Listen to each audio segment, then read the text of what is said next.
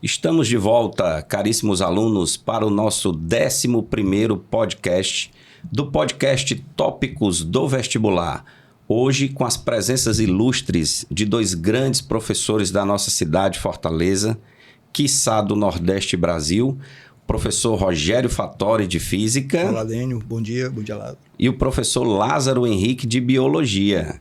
Então, vamos falar aqui um pouquinho hoje, pessoal, sobre como foi a primeira fase da UES, mas, sobretudo, sobre a segunda fase, né? Nós estamos aqui no final de novembro e essa segunda fase que acontecerá ali em meados de dezembro. Então, vamos aqui discutir disciplinas, debater disciplinas que têm a ver com a área da saúde, né? E vamos também convidar um professor de Química futuramente, provavelmente o professor Alexandre Lima, e também um professor de redação para fazer esses comentários. Bom, começando aqui com o professor Rogério Fattori, de Física. Se apresente, professor. Olá, Dênio. Olá, Lázaro. Bom dia. Ao estudante, muito bem-vindo aqui ao canal Tópicos do Vestibular. Estamos aqui para falar um pouquinho sobre o vestibular da UES, que aconteceu agora no comecinho de novembro, tá certo? Onde tivemos uma prova de física com um nível mais elevado do que já estava, e que esse nível pode ser refletido e repetido também na segunda fase. Então a gente vai comentar aqui os principais tópicos para a sua qualificação, para a sua aprovação. Ok, muito bom. Professor Lázaro, e aí, fale um pouquinho sobre a sua carreira dentro do magistério. Quantos anos no magistério? Olá, Dênio, tudo bem? Fattori. Olá. Primeiro dizer que é uma alegria participar, tá certo, desse podcast. Satisfação poder falar com os caríssimos vestibulantes futuros universitários. Falar de carreira profissional às vezes é um pouco complicado, porque a gente denuncia um pouco a nossa idade também, né?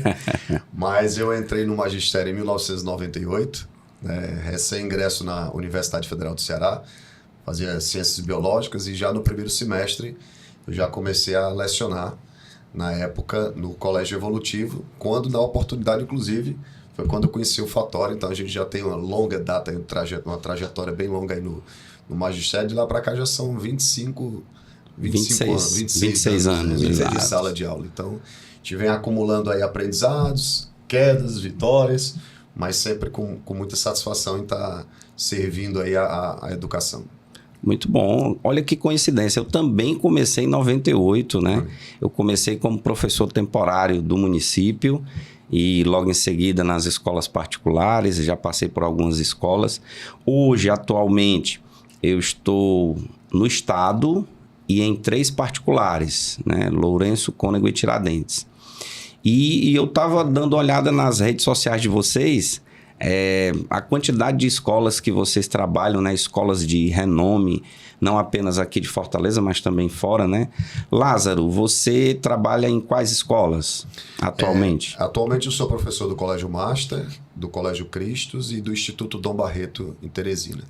Instituto Dom Barreto, já estou lá há 5 anos. 4 anos eu trabalhei de forma presencial, diretamente, né? Viajando toda semana para poder ministrar aula. E esse ano, de 2024, a gente está fazendo um trabalho que é extremamente diferenciado. Eu fico com a parte das videoaulas, né? E de uma transmissão de uma aula para lá toda semana. Então, a gente faz uma transmissão. Então, são nessas 3 escolas: Cristos, no Master e no Instituto Dom Barreto. Massa, né? É diferente um pouquinho... Né? Porque assim, o presencial não... Eu acho que a pandemia... ela nos ensinou, né? Nos ensinou e ela acelerou um pouco esse processo, né? De você começar a trabalhar um pouco de maneira remota. E a gente consegue hoje fazer um trabalho muito bom, porque nós criamos uma plataforma para o Instituto Dom Barreto, né? Que é o IDB Play. Uhum. E dentro dessa plataforma, as aulas elas ficam gravadas e semanalmente uma aula é transmitida ao vivo de estúdio com uma grande estrutura. A gente transmite essa aula e os alunos acompanham ao vivo, né, para uma turma lá que a gente tem. Que massa. Mas você também tem uma plataforma. Tenho uma plataforma também. E essa plataforma ela nasceu quando todo mundo dizia que o mercado era online, né? Então eu comecei a criar essa plataforma. Eu tenho 4 cursos completos gravados dentro da plataforma e estou objetivando um dia conseguir fechar todas as áreas da áreas biologia. da biologia. Você como professor de biologia, Dani, sabe o quanto é difícil a gente conseguir entrar em estúdio, gravar essas aulas e conseguir completar todas as áreas.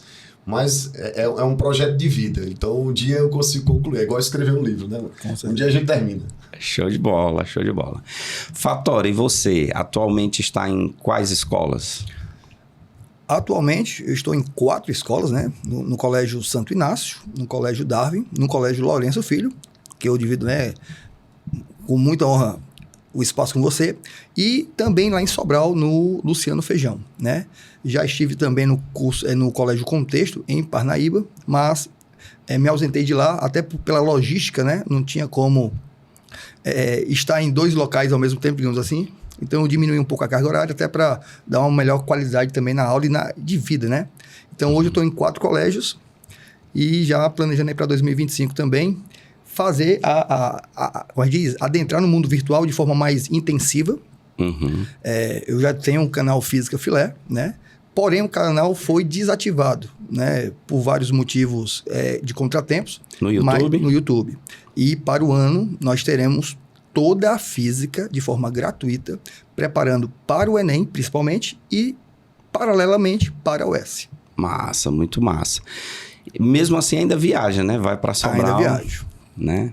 Ainda viajo. Toda quinta-feira. Uma cidade linda. Belíssima. É uma atmosfera diferente. E não estou falando aqui da temperatura, né? Porque o pessoal fala muito da temperatura, mas é um ambiente diferente. É uma cidade muito agradável, né? Você tem ali os 4 climas bem próximos e é maravilhoso, né? Os alunos lá também são muito acolhedores, muito receptivos e muito aguerridos também, né? Porque esse pessoal do interior, eles têm naturalmente uma vida um pouquinho mais complexa comparado ao pessoal da cidade grande, que tem um pouco maior de facilidade. Então, eles se agarram mais fortemente nas oportunidades.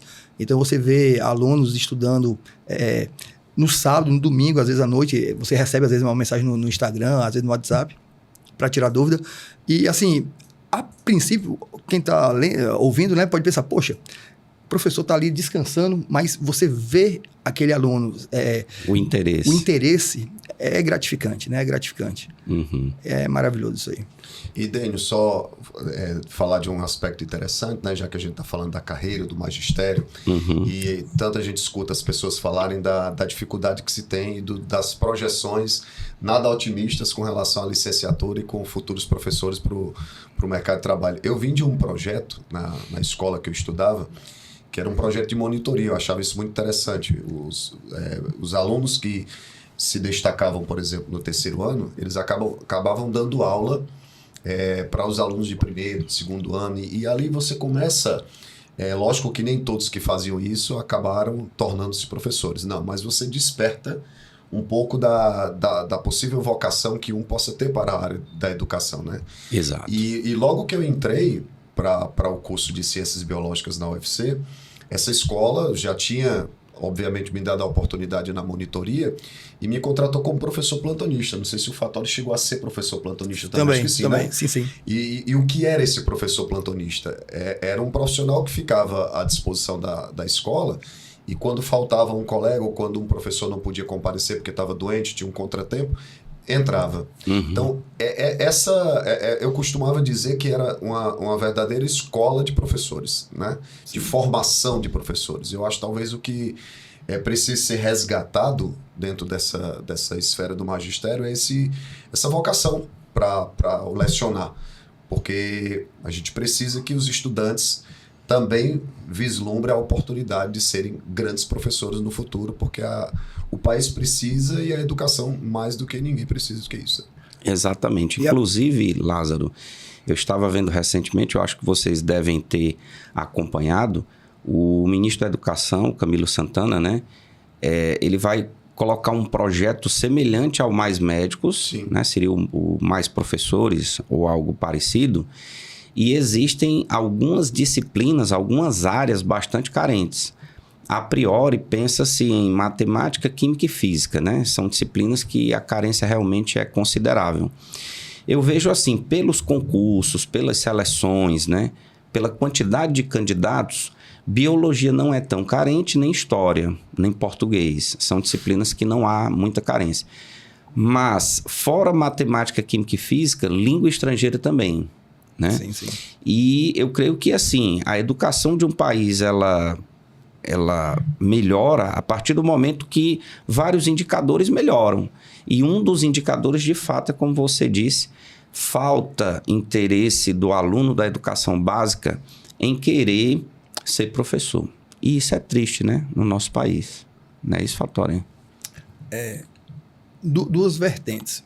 Hoje o aluno, ele não se vê sendo professor e às vezes, não vou generalizar, ele também não se vê sendo aluno, né? Porque aquela história, aquela falácia da vida mais fácil, faça só isso, que acontece isso, no mundo digital principalmente, os pseudo-influenciadores, né? Não estou falando que mal dos influenciadores, mas alguns mostram com uma facilidade que não existe na realidade. E aí ilude os adolescentes. Porque quando eu fui adolescente, eu era um pouco iludido, né? E falando aqui um pouquinho o que o Lázaro falou, quando eu era jovem, que eu ia fazer vestibular, o meu primeiro vestibular foi para engenharia civil. Eu queria ser engenheiro. Não me identifiquei com o curso, parei, e aí fui fazer engenharia mecânica. Também não me identifiquei. Parei, né? Aí mamãe já estava com raiva, poxa, não se forme nada, né? E eu sabia que ela queria um filho que tivesse feito direito. Fiz direito. Esse é que não me identifiquei mesmo. É um curso maravilhoso, mas não tive como. Fiz medicina veterinária na UES. Olha aí. Também. Só que aí eu também parei, né? Será que nós fomos colegas?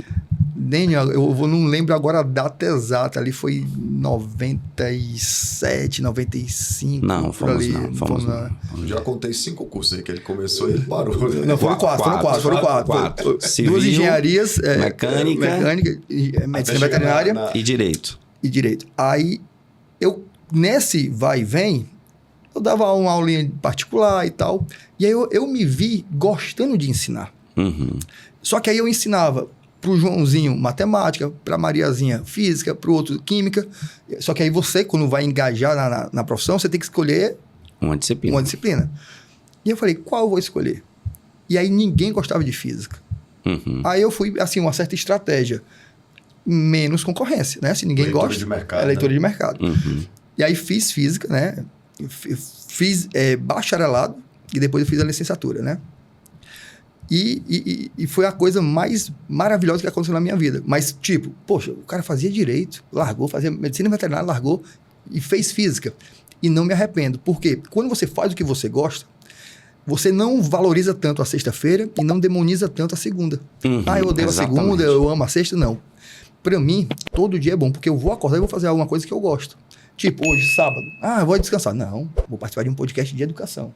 Você vem motivado. Então, o conselho que eu dou a todo mundo que está assistindo, faça algo que você gosta. Porque ao fazer algo que você gosta, talvez não seja o melhor financeiramente, mas vai te dar uma paz espiritual muito grande. E você vai fazer com carinho e com amor. Verdade. Então, feito com amor e com carinho, sempre vai ficar bem feito. Verdade. A tua história é um pouco semelhante à minha nesse sentido. Eu não abandonei tantos cursos assim, certo? Por incrível que pareça, o meu primeiro curso, né, o que eu abandonei foi Ciências Sociais. Eu era das humanas. Só que, assim, o primeiro semestre foi desastroso. Gente, eu não entendia nada do que os professores diziam. Eu não sei se pelo excesso de leitura, se pela quantidade de figuras de linguagem, a interpretação dos textos, mas, assim, não foi uma coisa legal. E nós também não sabíamos...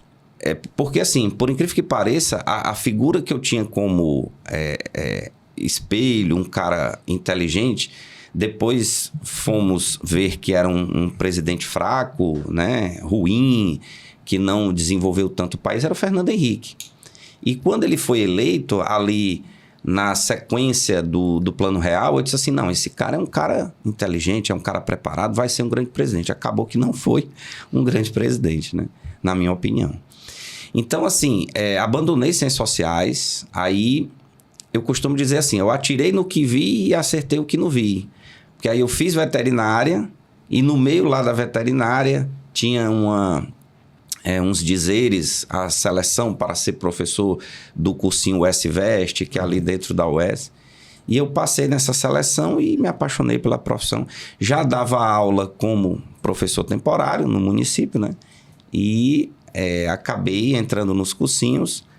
Quando houve essa explosão de faculdades particulares, aí eu tinha que me licenciar e fiz logo em seguida Ciências Biológicas, né? Então, foi mais ou menos isso. Mas, gente, hoje a gente vai conversar sobre essa universidade, que é a Universidade Estadual do Ceará, que é uma universidade que está crescendo muito, né? Ultimamente, ela está se posicionando como uma das melhores estaduais do Norte, Nordeste e Centro-Oeste, né? Desse eixo aqui no Brasil. E acabou aí a primeira fase. Eu vejo relato de muitos alunos dizendo: olha, não deu tempo. Olha, matemática teve muita conta. Olha, física foi difícil. Até a própria biologia, né, Lázaro? Sim. Com temas que normalmente não caem. Eu, a priori, penso que foi uma situação para tentar diminuir a imagem ruim do vestibular anterior, do meio do ano, já que nós tivemos algumas questões anuladas. Então, Lázaro, na tua opinião, inclusive eu vi o seu comentário nas redes sociais sobre as questões, né? Como foi a prova de biologia de primeira fase, as 8 questões lá da primeira fase? Bom, Daniel, antes da gente falar diretamente das questões da primeira fase, dizer assim, a prova da UES, o vestibular, na verdade, da UES, você colocou muito bem, é uma instituição que ela vem muito bem ranqueada, é uma instituição que ela tem crescido, ela tem expandido seus campos por várias partes do nosso estado, abrindo cursos, por exemplo, como medicina em mais 2 novos campos. Então, isso faz com que o próprio processo seletivo da estadual ele aumente, né? Uhum. Ele fique mais robusto, a quantidade de candidatos. Isso acaba também, isso requer que a comissão executiva do vestibular alcance também esse crescimento, no que diz respeito à seriedade e à responsabilidade com que se faz o exame, né? Eu acho que é necessário que a universidade, enquanto parte do Estado, ela dialogue também um pouco mais com as escolas, ela dialogue um pouco mais com os professores, ela pudesse abrir um espaço para dialogar até mesmo com os estudantes, porque o que a gente sente, eu não sei se você, Daniel, eu não sei se o Fattori sente a mesma coisa, mas o que eu vejo dos nossos estudantes é uma angústia, muitas vezes quando vão prestar o vestibular da UES, primeiro pela possibilidade de anulações. Eu não me lembro, pode ser que minha memória esteja falhando aqui, mas eu não me recordo nos últimos 5 anos um certame da Universidade Estadual do Ceará que não tenha tido pelo menos 1, 2 ou 3 questões anuladas. E o último foi desastroso, né? E isso não vamos assim dizer, está relacionado com o tamanho da nossa Universidade Estadual do Ceará. Então, era preciso olhar com mais carinho para isso, né? Aí, com relação à prova de biologia, é uma prova difícil. E quando eu digo que a prova é difícil, se de repente nós, professores, fôssemos conversar sobre as questões, a gente diria, não, tranquilo, esse assunto, rapidamente. A gente chegaria a um consenso de que, tá, ok, envolveu ali, caiu uma questão de genética molecular, caiu uma questão de especializações da membrana, tá, uma de parasitologia, não, tudo bem. Mas para o aluno, certo? Os comandos, mas sempre vai haver uma ou outra questão que o aluno vai ficar em dúvida entre 2 itens. O problema não é a dúvida. É quando você, por exemplo, cria numa questão a possibilidade de um recurso. E uma prova tão objetiva como é a da UES, ela não deveria abrir campo para isso. É zelo, é um pouco mais de cuidado com os itens. É o item que é para estar incorreto, ele ser claro. Se você consegue isso com base em bibliografia, e eles têm, obviamente, são grandes professores que elaboram essa prova, eles têm acesso às bibliografias especializadas. Então, o que eu acho, Dani, é que falta um pouco desse cuidado, desse zelo, tá? Vou dar um exemplo muito típico, a questão sobre monkeypox, por exemplo. Uma doença recente, você não tem uma bibliografia especializada, aí traz um item que fala, por exemplo, sobre a possibilidade de uma transmissão pelo meio sexual. Aí você entra no próprio site do governo federal, do Ministério da Saúde, e tem uma brecha para isso. Então, para que criar uma situação que... Porque isso gera a ansiedade dos nossos estudantes, né? Então, a minha grande crítica, mas é uma crítica que eu vejo construtiva, assim, no sentido de, primeiro, acalmar os nossos alunos. Eu tive estudantes, depoimentos de alunos, que nos 3 últimos certames da UES, ele foi para a segunda fase. E na segunda fase, pelo menos em biologia, eles fizeram 18, 19 questões. Eu não posso dizer que esse aluno é um aluno ruim. Aliás, pelo contrário. Ele é um excelente aluno. Ele é um excelente aluno. Um aluno que faz numa segunda fase de UES 18 questões, nessa agora ele acertou 4. De 8. Então, aí você dizer, não, então é porque o nível de dificuldade não é só um nível de dificuldade. É o fato, talvez, dos itens, das questões, elas não terem conseguido atingir o aluno de alta proficiência para um resultado qualificado. Então, é preciso que a universidade ela faça essa meia-culpa, né, dentro da SEV e avalie com relação a... E eu não duvido de questões anuladas. O olhar meu como professor, eu diria em cada uma das questões, tá, o gabarito é esse, que foi o gabarito divulgado pela universidade. Mas quando você vai analisar os outros itens, você entende por que um aluno desse erra. Exatamente. Lázaro, eu concordo com você, está faltando zelo na comissão executiva do vestibular. Por quê? Porque eles têm tempo de elaborar a prova, né? Eles têm uma quantidade de professores altamente capacitados, com doutorado, pós-doc, e basta sentar um pouquinho, né? Fazer uma reunião, colocar o tema, distribuir bem as questões entre as 8 e fazer com mais zelo, com mais calma, apresentar essa questão aos colegas, ver se existe uma possibilidade de ser anulado ou não a questão.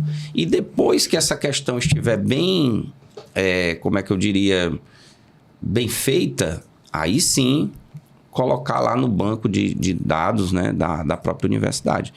Porque, de fato... você deixar brecha para uma anulação é bola fora, né, da universidade. Eu vou dar um exemplo aqui, até para o Fatório também comentar sobre a prova de física, né? Mas eu vou dar um exemplo. Aquela questão sobre esteroides androgênicos, né? A gente sabe que não é um assunto que não seja recorrente. Vestibulares da Unifor, vestibulares da Unicristos, já se falou, já cobrou anabolizantes. Ok. O estudante, dentro da sala de aula, ele vê anabolizante, ele vê como esteroide, ele vê a categoria, ele vê que é um lipídio. Poderia se cobrar tudo isso.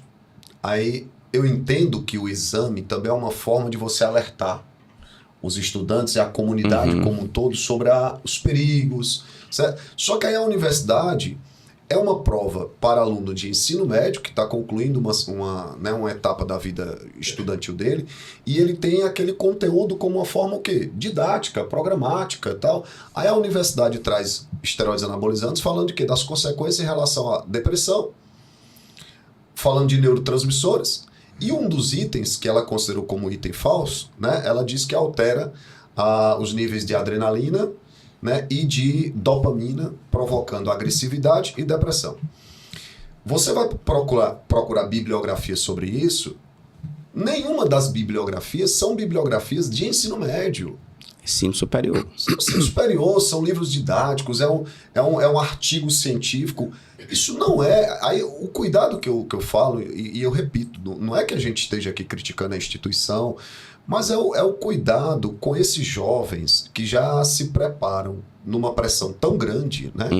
Numa prova com um nível alto, como de concorrência altíssima, e aí você pega e coloca uma questão que abre brecha para uma anulação. Porque quando se anula uma questão, o pessoal tem uma besteira e diz assim, mas todo mundo ganha. Não, eu acho que todo mundo perde quando se anula uma questão. Porque o aluno que de repente acertou, ele se incomoda com a anulação. O aluno aí gera... o que foi o que aconteceu no último certame. Então, a minha única... E eu quero aproveitar para deixar uma mensagem para os nossos alunos, né, para os meus alunos, de vocês e todos, é de que eles não podem... Eu sei que isso aqui parece um clichê, uma frase, mas eles não podem realmente medir, né, a capacidade deles por uma prova. Prova é um momento, prova é uma situação. A prova dessa primeira fase da UES, eu achei uma prova difícil, porque eu estou me posicionando como estudante, como aluno. Achei uma prova difícil.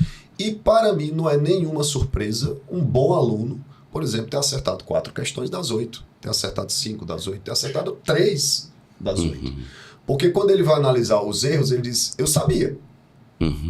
Eu tinha conhecimento, mas eu fui traído por um termo ou outro, e aí eu acho que nesse ponto a universidade precisava cuidar mais. Eu acho que o que está faltando também, Lázaro, é o link entre a universidade, entre a academia e a educação básica. É o diálogo, claro. Porque eles perderam a mão, né? Como se diz, né? Eles perderam a mão. Foram fazer o bolo e perderam a mão.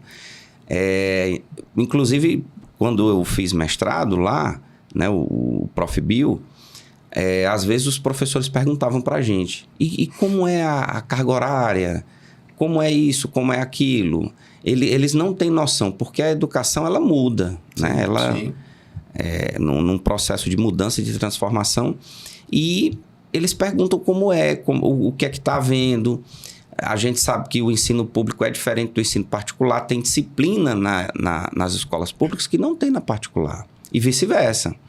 Então, tendo este link entre a academia e a educação básica, eu acho que melhoraria a elaboração dessas questões. Porque, de fato, eu creio que eles estão numa bolha, e pegar um artigo científico, né, Fattori? Pegar uma literatura de ensino superior complica para quem tem uma literatura de educação básica, né? Dênio, eu vou um pouquinho além. Quando você pega vários vestibulares, Unifor, Unicristos, o Enem, você tem toda uma mobilização na mídia. A UES... É meio que a gente tem que ir lá para saber quando é que vai ser o vestibular. É como se a Universidade Estadual do Ceará não tivesse gostando do seu produto, que é o vestibular. E aí, me parece, dá a entender que alguns professores, ao fazer a prova, não é que ele faça de qualquer maneira, mas ele não tem o zelo, talvez ele tenha aquela visão do ensino superior, o nível superior. Então, ele baixar o nível, entre aspas, dele, né? Para fazer uma questão para ensino médio, eles têm essa dificuldade. Eu acho que não tem assim, uma comissão pré-fixada.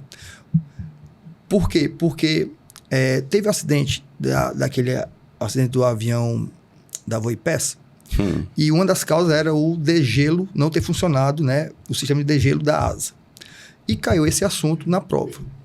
Como o acidente, se não me falha a memória, foi em agosto, né? Teoricamente, a prova foi feita final de agosto, começo de setembro, né? A prova desse vestibular, que é um assunto recente. E aí, o que é que acontece? A questão em si está ok. Mas, se você vai fazer a prova em agosto, você tem uns 3 meses para aplicação da prova, tem como ser revisto as questões para ver se aquelas questões, em conjunto com biologia, geografia, matemática, se tem como o aluno ter condições de fazer aquela prova no tempo que a UES estabelece. Porque a prova de biologia, como vocês me disseram aí, ela foi um nível mais elevado. Física foi bem elevado. Normalmente, física já estava elevado nos últimos 5 anos, né? Vamos falar aí nos últimos 10 certames aí dos vestibulares da UES. Mas desta vez, ela manteve o nível alto, só que as questões eram questões analíticas. Não era aquela questão que você faz 10 menos 7 dá 3. Não. Você tinha que explicar o que era o 10, o que era o 7 e o 3 seria uma função desses dois valores, né? Dessas duas expressões. Então, era uma prova demorada. Sem querer aqui, como a gente diz, faltar com a modéstia, mas normalmente quando tem vestibular, seja da UES, seja da Unicristos, da Unifor, do Enem, nesse dia eu não gosto de sair de casa. Eu fico em casa, faço ali alguma coisa mais caseira, e ao final da tarde a gente recebe os PDFs, né, nos grupos de professores, e eu vou resolver as questões. Normalmente, a primeira fase da UES, 8 questões de física, eu resolveria ali, lendo e fazendo uns 12, 13 minutos. Eu tinha a prova ali já comentada. Por quê? Porque segunda-feira eu sei também que vão me pedir, né? Esse vestibular agora, eu gastei quase 20 minutos para fazer a prova. Mais demorado. Mais demorado. Mas se eu gastei 20 e eu fiz no conforto da minha casa, né? Tava ali com um papelzinho, sem pressão. Sem pressão. Você é professor. Eu gastei 20 minutos, o aluno vai gastar mais. Né? E aí depois eu fui olhar um pouquinho química, um pouquinho matemática. E a matemática eu também já achei um pouquinho... Então, além da dificuldade, questões que precisavam de espaço para ser resolvidas. E a gramatura da UES não tem esse espaço. Então, foi uma prova estruturalmente ruim para o aluno. E repito, eu não estou fazendo aqui nenhuma crítica, até porque tem uma lenda urbana de um determinado professor de física no YouTube criticou de forma mais dura a UES, e aí atribui que desde esse dia a UES levantou o nível para calar esse professor. Mas isso aí é uma lenda urbana. É uma lenda urbana, né? Uhum. Mas eu acredito que a UES deveria ter uma comissão que interligasse as disciplinas. Uhum. Porque às vezes a prova de física vem, não, vou botar aqui essa prova aqui, mas a pessoa vai fazer a prova de biologia no instante, então vai sobrar tempo para cá. Só que não sobrou tempo. Não sobrou. Né? A matemática, né? Matemática tem até um número de questões a mais. Eu vou botar essa prova, eu vou botar difícil, tal. Então não teve um diálogo entre as disciplinas. Então ficou uma prova muito cansativa, né? O bom aluno, aquele que está galgando um curso de alta performance, ele vai lutar por cada questão. Então esse aluno saiu no final e sem ter terminado as questões. Teve que chutar um ou outro ali em função do tempo, em função que as questões estavam muito extensas. Então, eu acredito que a segunda fase já deve estar pronta também. Uhum. Então, que a UES possa rever, ter uma comissão que interaja entre as disciplinas, né? Para fazer um vestibular, não estou dizendo para fazer mais fácil, mas que o tempo seja, como a gente diz, o tempo seja suficiente para que os alunos resolvam as questões de forma clara, né? Forma clara. E a UES também, eu não sei como é o parque gráfico da UES, mas um gráfico, uma figura, uma tabela, a tabela até aparece de vez em quando, seria bem-vindo também, né? Já fazem aí mais de, se não me falha a memória, mais ou menos 20 vestibulares, seriam 10 anos que não tem figuras na prova de física, né? Biologia também não aparece, não. Antigamente vinha, você pega as questões mais antigas da UES, tinha não era uma figura muito bonita, mas era uma figura que dava ao aluno entender, né? A entender. Tipo, nesse último vestibular, ele falava que tinha uma barra horizontal, homogênea, presa na extremidade da direita e na extremidade da esquerda. Ele te constrói. Só que alguns alunos não visualizam aquilo ali, porque o aluno tem que ler, tem que fazer um pequeno desenho ali para ter uma orientação. Aí ele vai botar os vetores, o peso, a normal e tal, a rotação. Então, se viesse o desenho, o enunciado poderia ser o mesmo. Mas só o desenho, só para o aluno ter aquele start, tá entendendo? Uhum. Melhoraria, com certeza, né? Uhum. E a angústia, porque um universitário, um candidato a fazer um vestibular, ele está ansioso. Então, ele está sendo medido ali, não o seu conhecimento, a sua atenção, mas o nível de ansiedade que ele gera aquilo ali, e não é só dele, é da família, né? Então, isso aí, se a UES pudesse fazer um vestibular, repito, não estou dizendo para baixar o nível, mas que tivesse um tempo melhor, bem distribuída. Tipo, na física, se tivesse mais uma questão conceitual, no lugar de uma analítica, já daria um tempo melhor, porque o aluno faz mais rápido, né? Exato. E assim, era só uma questãozinha. Aí talvez uma em biologia, 2 em matemática, já resolvesse todo esse imbróglio. Verdade. Eu estou aqui, Daniel, só para corroborar com tudo que a gente está falando aqui. Das 8 questões de biologia, uma foi genética molecular, que foi aquela sobre mutações, né? Uma foi de ecologia, uma outra de citologia. Aí a citologia, o que é que sempre se espera na UES? Cai organelas, cai especializações da membrana. Uhum. Né? É uma coisa muito específica. Muito, muito específica. A zoologia, caiu uma lá que falava da questão da importância dos anelídeos, só que traziam de moluscos terrestres, que alguns professores também diziam que faz a manutenção da estrutura do solo. A de botânica é surreal quando você diz que dá prova de biologia, talvez a de botânica tenha sido a mais fácil. Né? É estranho. A citologia bioenergética de fotossíntese, que não é também um assunto dos mais simples, né? A de esteroides androgênicos e a de viroses que caiu foi monkeypox. Então, assim, é como se fosse aquela prova que você diz assim, vamos escolher 8 questões, mas aí de cada um abordagem direta, caiu zoologia, caiu botânica, caiu ecologia, mas de cada um desses caiu como se fosse o que não se apostaria tanto. E aí quando você monta a prova, aí ela fica uma prova complicada. Eu acho que você como professor de biologia, Dani, também pode opinar nesse sentido.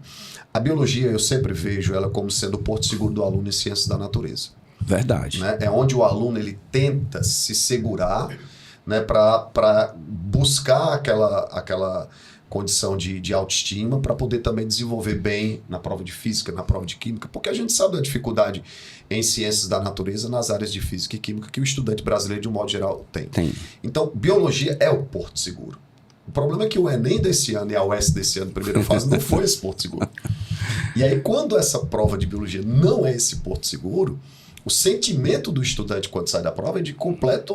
De derrota. Né? De dor, de angústia. E assim, a gente precisa, nesse ponto, enquanto professores, porque eu vi alguns colegas, e não fazendo crítica a nenhum deles, tá? Mas alguns chegar em sala, na segunda-feira pós-prova, e dizer, gente, a prova estava fácil, tranquila. Poxa, para um aluno que já saiu da prova derrotado, você escutar o professor dizer, e ela não foi fácil. Uhum. Ela é fácil para você, Dênio, que tem 26 anos de experiência no magistério.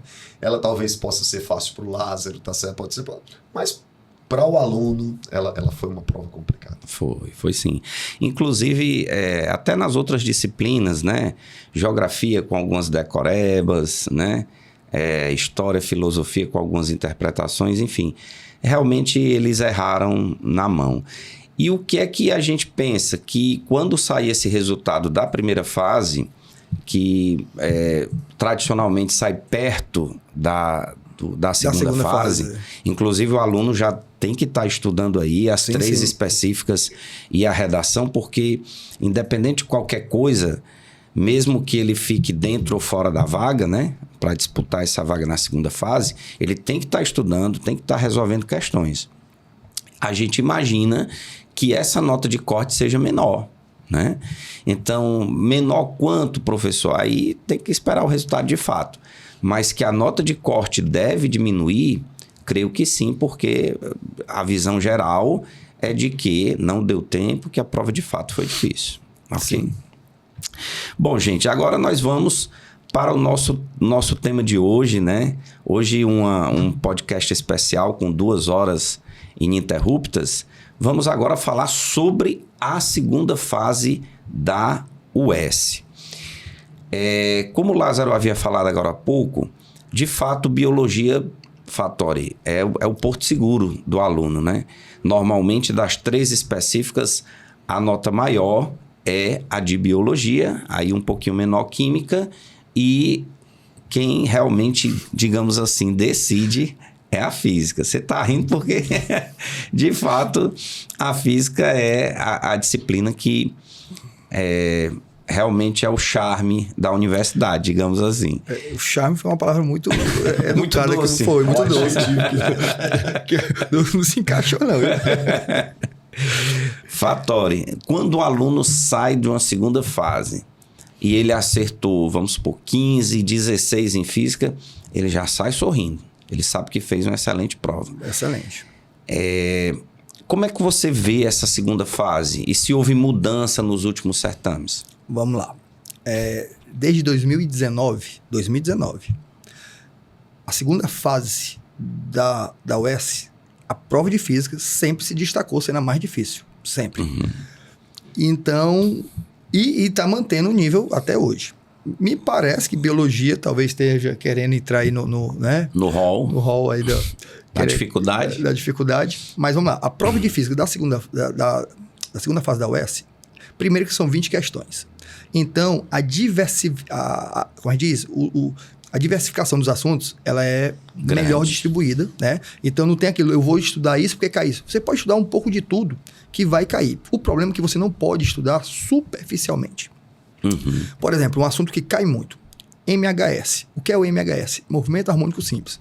Mas dentro do movimento harmônico simples, se a gente for falar de ondulatória, que é um MHS, se a gente for falar de ondulatória, dentro da ondulatória tem a parte da acústica, tem a parte da luz. Então, são ramificações que a UES gosta de explorar. E uma dica que eu dou para todo estudante que é a UES. Sempre que você estiver estudando, independente do assunto, se for termodinâmica, se for movimento, se for eletricidade, o que for. Mecânica. Sempre que falta assim, 10 minutos para você acabar aquele estudo, né? Nesses 10 minutos finais, faça a análise dimensional daquele assunto. Vou pegar aqui um exemplo mais simples, para a gente está só falando. Velocidade é pegar o espaço que a gente andou e dividir pelo tempo que foi gasto, né? Então, se o Joãozinho foi de uma cidade para outra, andou 100 quilômetros e gastou 5 horas, ele foi a 20 km por hora. Então, você descobre a velocidade pegando o espaço e o tempo. Aqui foi um exemplo bem simples.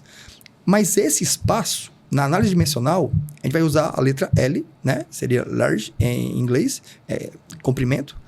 E o T seria time, né? Então, L sobre T é a minha velocidade. Então, você está pegando a análise dimensional daquela grandeza.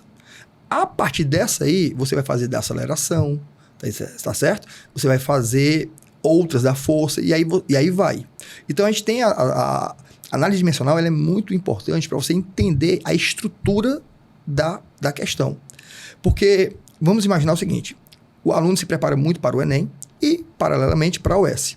Só que imaginemos que o Enem é um futebol de campo e a UES é um futebol de salão. É o mesmo futebol, mas são características diferentes. Então, o aluno que estuda só para o Enem, na parte física, ele vai aprender os conceitos, como é que serve no dia a dia. Ótimo. A UES, ela quer algo a mais. Ela quer esses conceitos, mas ela quer a estrutura, como é que você chega ali, né? Então, para fazer uma boa prova de UES, o aluno tem que ter paciência. E se o aluno não gosta de matemática, complica. Por quê? Porque o último vestibular agora, né? O último vestibular não, a primeira fase, 4 questões eram analíticas. Você ia escrever a equação sem os números. Isso dá uma insegurança maior para o aluno. Porque o aluno, quando vê ali um 10 e um 2, sabe que dá para dividir. Mas quando ele vê a linha e há 2 linhas, poxa, o que é isso aqui, né? Então, o aluno tem que ter paciência. É um jeito de estudar diferente. Então, você que está estudando para a segunda fase da UES, independente do assunto, reserve um tempo, pode ser o tempo final, porque você já estudou o assunto, para fazer a análise dimensional daquele assunto. Fazer análise, aprender análise dimensional, né? Mas, professor, eu não sei. Vai lá no Física Filé que você aprende, tá certo? Mas saber análise dimensional é muito importante, porque você vai ter o embasamento que você está fazendo. Teve uma questão agora, da primeira fase, que uma bolinha era jogada para cima e caía. Até aí, nada demais. Só que ela subia com atrito e descia com atrito. Então, ela já não era clássica. Porque o atrito, ele tira um pouquinho da energia do sistema. Então, tirou um pouquinho na subida, tirou um pouquinho na descida. Então, o cálculo que você faz para a subida, você poderia repetir ele na descida, se não tivesse o atrito. Mas com o atrito, você não pode repetir. Aí você criava uma situação para a subida, criava uma situação para a descida e tinha que comparar isso aí. Aí você tinha uma equação grande. E quem fez por análise dimensional, fez essa questão rápida. Quem não fez por análise dimensional, se fez, gastou assim, quase uma folha toda fazendo o cálculo. E a UES não tem esse espaço. Entendi. Então, para o UES, ver a análise dimensional é super importante. Fundamental. Independente do assunto. Vamos supor que você, Dênio, vai fazer o vestibular, está estudando ótica. Ao final do estudo, faça a análise dimensional do assunto que você estudou. O Lázaro foi estudar eletricidade, uma matéria totalmente diferente. Mas o Lázaro vai fazer a análise dimensional daquele assunto. Entender a análise dimensional do assunto que você está estudando vai te dar uma confiança para que aí aquela questão que era super difícil, você diz, não é tão difícil. Tá entendendo? E aí você começa a perceber que alguns itens não tem nada a ver.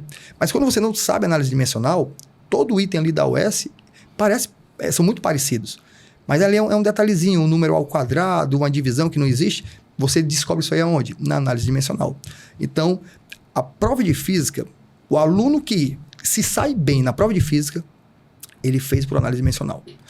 Fattori, me diz uma coisa. Antigamente, lá na década de 90, né? Talvez no início dos anos 2000, nós ali, quando fizemos vestibular, lá na década de 90, nós tínhamos aqueles livrinhos com as fórmulas. Sim. Lembra disso, Lázaro? Sim, sim. Aqueles livrinhos... O Memorex, né? Memorex. Cada instituição tinha o seu Memorex e a gente tinha aquele Memorex. Eu ainda tenho lá em casa. Me diz uma coisa. É fundamental, de fato, o aluno ter na mente, facilita, de fato, ele ter na mente todas aquelas fórmulas? Dênio, o Memorex, para mim, é o santinho do dia da eleição. É para te dar uma luz do número do candidato. É para te dar uma luz pertinho. Porque na nossa época, a gente tinha os Memorex, mas Quando você estuda, aquelas equações já estão contigo, né? Aquelas equações já estão contigo. Claro, o óbvio também precisa ser dito. Você tá ali nervoso, pega ali um Memorex, tá ali entrando na sala do vestibular, dá uma olhadazinha ali, te dá... É um paliativo, né? Te dá uma calma e tal. Vale a pena. Vale a pena. Para a UES vale a pena. Para o Enem, não. Para a UES vale a pena. Mas o aluno que está estudando, ele sabe aquilo ali, né? Ele sabe. Agora, o aluno está um pouquinho mais ansioso, não estudou tanto. Aquele Memorex ajuda bastante. Para a UES ajuda bastante.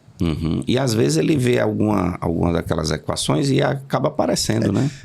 Com certeza. Assim, e na física, na química, é muito cálculo, é muita conta. Talvez no Memorex de História, Geografia, Biologia, que talvez tenha uma dica implícita ali, essa aí eu acho que tem um valor para o aluno maior que apenas as equações, tá entendendo? Eu gosto muito, Lázaro, não sei se você gosta, de mapas mentais. Sim, bastante. Né? Eu sou fã de mapas mentais, inclusive eu estou finalizando, peguei um caderno de desenho. O caderno de desenho ele é assim, retangular, né? As folhas são retangulares. E a cada parte da matéria eu faço um mapa mental. E eu acho que daqui para o meio do ano que vem eu finalizarei todos os principais, né?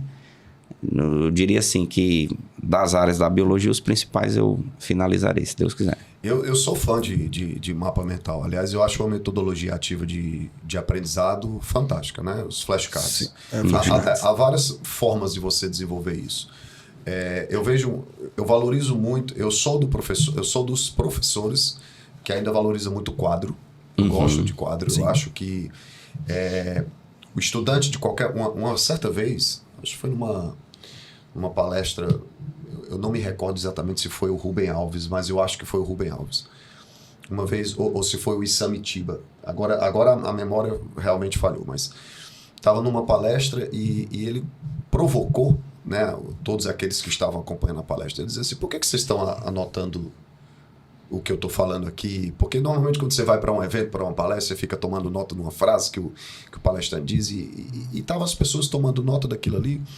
E ele disse, por que vocês estão copiando, escrevendo, anotando o que eu estou falando? Se vocês depois não vão voltar para ver o que é que vocês escreveram e tudo. E todo mundo parou aquilo ali e tal. E ele disse, mas é válido. Por que é válido? Porque quando você usa todos os sentidos, né, do seu corpo, seja o auditivo, o visual, o sinestésico, o escrever, você está aumentando a capacidade de memória. Absorção. Então, eu vejo, por mais que um aluno, quando está fazendo aquele resumo dele, ou um flashcard, ou um mapa mental dele ali, ele depois não olhe, que o ideal é que ele pudesse fazer essas observações, mas já é válido demais. O aluno escrever é importante, diferente daquele que simplesmente só... Eu sei que tem estudante que também tem uma memória fotográfica muito boa, espetacular. Eu tive brilhantes alunos que passavam a aula toda aqui só olhando, e aquilo ali tudo era cena, né? E a cena faz parte, mas o problema é quando a gente não se conhece e não descobre as nossas habilidades. Então, o estudante, um dos grandes desafios é ele descobrir qual é a habilidade que ele tem. Enquanto ele não sabe qual, ele tem que se utilizar de todas as armas. Sim, sim. E eu concordo plenamente com você, Daniel. Acho que mapa mental é uma forma muito boa de se recordar e de se sedimentar o aprendizado. Lázaro, e a segunda fase de biologia? Ultimamente, o aluno, como você havia falado, é o porto seguro do aluno, né? O aluno da área da saúde, ele já vai com a intenção de fazer 17, 18, 19 ou fechar. Ele tem que pensar nisso. Ele tem que pensar nisso, né? Mas aí a UES deu uma mudada agora na primeira fase, colocando pequenos textos, né? Colocando assuntos recentes. Como é que você imagina essa segunda fase? De fato, vai cair todas as áreas, né? Sim. Ou quase todas as áreas da biologia. Mas o que é que o aluno, nesse momento, né, nesse intervalo de tempo entre a primeira e a segunda, pode fazer para dar uma melhorada na biologia? Bora lá. Antes da gente falar da segunda fase, dizer para o nosso estudante duas datas muito importantes que tem que ficar fixado aí na cabeça deles. Dia 9 de dezembro, a UES divulga em seu site, no site da SEV, né? A partir das 17 horas, geralmente ela sempre libera isso aí depois das 5 horas da tarde, né? O resultado dos recursos, né? O resultado dos recursos e já o espelho, para que o estudante saiba como é que foi o resultado individual dele, né? E no dia 10, ela divulga também a partir das 17 horas em seu site o resultado dos habilitados e dos não habilitados para a segunda fase. Então, a classificação. A classificação. Então, o estudante tem que ficar atento para essas duas datas. 9 e 10, 9 sai o resultado definitivo da análise de recurso e no dia 10 o resultado da prova, né? Aí, no momento desse, você falou em nota de corte, eu trouxe aqui para a gente poder, inclusive, pontuar para os nossos alunos os últimos 3 processos seletivos da UES, né? Considerando medicina, tá? Medicina e ampla concorrência, 2023.2, 2024.1, 2024.2. Por exemplo, em Fortaleza, a nota de corte foi 70, 70, 71. Nos 3 últimos certames, né? Então, se você pegar uma prova de 85 questões, né, o aluno tem que fazer 70 para ir para a segunda fase ali. Foi 70 e foi 71 no último, que tivemos muitas questões anuladas. Nós achávamos até que a nota de corte poderia subir mais do que o que subiu 1, né? Ali. Por quê? Porque a briga é muito grande. Ela é muito ali parelha, né? Então, uma questão já são mais de 100 candidatos. Pronto. Ali. É por isso que quando o aluno me pergunta, Lázaro, você acha que pelo grau de dificuldade que essa prova agora apresentou, por essa situação toda, a nota de corte pode baixar? Pode. Deve, inclusive. Acho até. Mas aqui é um achismo do Lázaro. Porque eu não sei, no dia 9, quando sair o resultado dos recursos, como é que essa coisa vai ficar. Né? Porque de repente vai anular 3 de biologia. Aí fica na mesma. Né? Anula 3 de biologia, muda gabarito de 1, não sei. Eu confesso que eu fico muito ansioso para saber o que vai acontecer dia 9, para poder ter uma noção. Mas vamos dizer que a nota de corte ali ela possa baixar. Eu acho que não baixa de 69. Acredito, mas aqui, repito, hein, gente, é um achismo. Mas eu acho que não baixa de 69. Na UFC, na UES Fortaleza, ampla. Tá? Quixaramubim foi 65. No primeiro certame de Quixaramubim foi 65, foi 2023.2, depois foi para 66, oscilou pouco, né? 2024.2 foi para 69. Quase Fortaleza. Né? E Carateus, 66, 65, 68. Ou seja, o que a gente observou? Que o interior também está forte. Está forte. Ou seja, veio 71, 69, 68 na última. Então, assim, é um corte, mas para o aluno da medicina, diz uma questão. Isso é fundamental. Né, como você disse, Fatores, são 100 candidatos que estão ali nessa Eu falei 100, mas 100 seria lá em cima. Lá embaixo pode ser bem maior. Pode ser bem mais candidatos que estão ali com 68, né? Isso. 65, por ali, né? Aí pensando na prova de segunda fase de biologia, Dênio, como você colocou de maneira muito sábia, vão cair todos os assuntos, né? Eu sempre falo pro meu aluno assim, por que para nós professores é muito confortável a gente, quando vai dar qualquer conteúdo que seja, a gente dizer assim, olha pessoal, cai na UES. Que cai. É muito confortável, né? São 20 questões, né? Se você pegar cada exame, olha um dado básico, né? Se você pegar cada exame seletivo da UES, você tem 8 questões na primeira fase, você tem 20 questões na segunda fase, você tem 28. Considerando o ano de 2024, por exemplo, você tem 56 questões. Né? Se eu pegar 10 anos, Dênio, de UES, o que é um mapa bacana para você fazer uma análise estatística, 10 anos de UES eu vou ter 560 questões de biologia. Isso é um universo extraordinário para você poder dizer o seguinte, não há nada que o Dênio fale dentro de sala de aula de biologia que não já tenha sido cobrado na Universidade Estadual do Ceará. Nada, tá? É diferente quando o aluno me pergunta, professor, quer cair mais na Unifor? Eu fico numa situação complicada porque ciências da natureza, por exemplo, da Unifor são 15 questões, são 5 de biologia. Se eu pegar um ano, tem 10. Os últimos 10 anos de Unifor tem o quê? 100 questões. Pra você fazer um mapa, para você fazer uma análise estatística, sabendo que em 10 anos muda banca, muda quem elabora, muda a visão do elaborador, muda a visão dos itens, muda Então, a Unifor é mais difícil você dizer isso. Para uma UES, eu vejo com mais tranquilidade. Eu afirmar, por exemplo, para o aluno que estude botânica, vai ter botânica na prova da UES, segunda fase, né? É tranquilo para a gente poder dizer para o aluno que vai cair zoologia. A UES, ela adora zoologia, e é aquela zoologia não somente com a visão evolutiva do processo, mas é com o aspecto mesmo classificatório, de características, né, de cada um dos filos, de identificação, inclusive em alguns... estruturas, né? Inclusive em alguns dos filos, cobra-se toda a parte taxonômica, sistemática, do aluno ter que saber quais são os grupos, né? Então, zoologia, botânica, genética. Genética é outro assunto muito forte. Eu falo da genética mendeliana, a que não esteve presente na primeira fase, por exemplo, né? Claro, pode cair heredogramas. Segunda lei de Mendel sempre é um assunto interessante para a segunda fase da UES. A UES gosta de segunda lei e tem questões de segunda lei que, na maioria das vezes, o aluno, quando ele sabe aquela proporção do cruzamento de 9 para 3 para 3 para 1, ele consegue. O problema não é esse.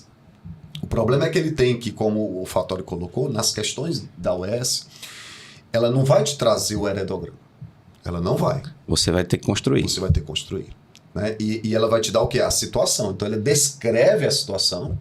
O aluno tem que saber montar a genealogia e, mais do que isso, eu sempre costumo dizer para os nossos estudantes, na prova de genética, você não pode errar a relação genótipo-fenótipo. Você tem que saber construir direitinho o padrão genotípico e qual é o fenótipo que se expressa a partir daquele genótipo. Porque você construir isso errado, você pode fazer o cruzamento correto. Você vai, na hora que buscar a proporção, você erra. Então, genética, botânica, zoologia e, obviamente, citologia são 4 tópicos certos da prova de segunda fase. E fisiologia também. Sim. Fisiologia.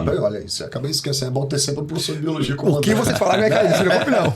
É muito bom porque fisiologia. Fisiologia. Anatomia, fisiologia, hormônios, sistema excretor, digestório, é sempre presente.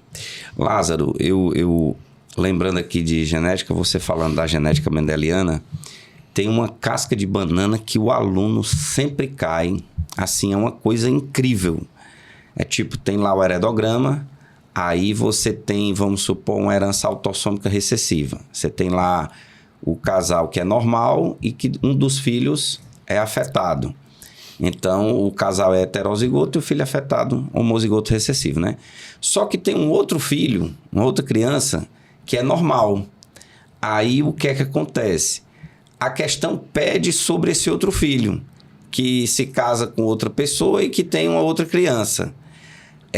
Aí, quando você vai resolver, o aluno diz assim, professor, isso aqui é fácil, eu pego os pais aqui, azão, azinho, cruzado com azão, azinho, dá azão, azão, azão, azinho, azão, azinho, azinho, azinho. Aí, a probabilidade pede... para você vai ter que calcular a fração daquela pessoa que é normal e o aluno, vamos supor que ele seja heterozigoto, o aluno já diz logo de cara, 2/4 ou 1/2, né? Isso. Aí ele sempre cai nessa casca de banana, por quê? Porque como ele não está pintado, como ele não é afetado, você não pode colocar na probabilidade ele ser azinho, azinho. Sem dúvida. Então seria o quê? 2/3. E quando eu faço uma questão dessa para alertar o aluno, é incrível. Numa sala assim de auditório, dos colégios, dos cursinhos, um ou outro aluno é que diz, professor, a resposta é essa. A maioria sempre cai na mesma casca de banana. E é uma coisa recorrente, né? O Enem já cobrou. Probabilidade condicional, a gente costuma dizer. Porque probabilidade, aí é um detalhe, é quando a matemática ela veio para ajudar a biologia e em alguns casos a gente consegue verificar um pouco da deficiência do aluno nesse sentido, né? Daquele atozinho que pode ficar. Probabilidade é evento possível. Eu não posso calcular a probabilidade de um evento impossível. Então, a probabilidade é um evento possível. Então, dentro da biologia, quando a gente estuda os cruzamentos, ele tem que ficar atento a isso. Qual é a única possibilidade daquele indivíduo que nasceu normal? Ele é normal, fenotipicamente. Mas qual é a probabilidade dele que nasceu normal ter uma criança afetada? Então, ele tem que ser heterozigoto. Exato. Né? E aí, para ele ser heterozigoto, eu tenho 4 possibilidades. Não podemos esquecer que ele tem os pais, então você tem que fazer o cruzamento dos pais.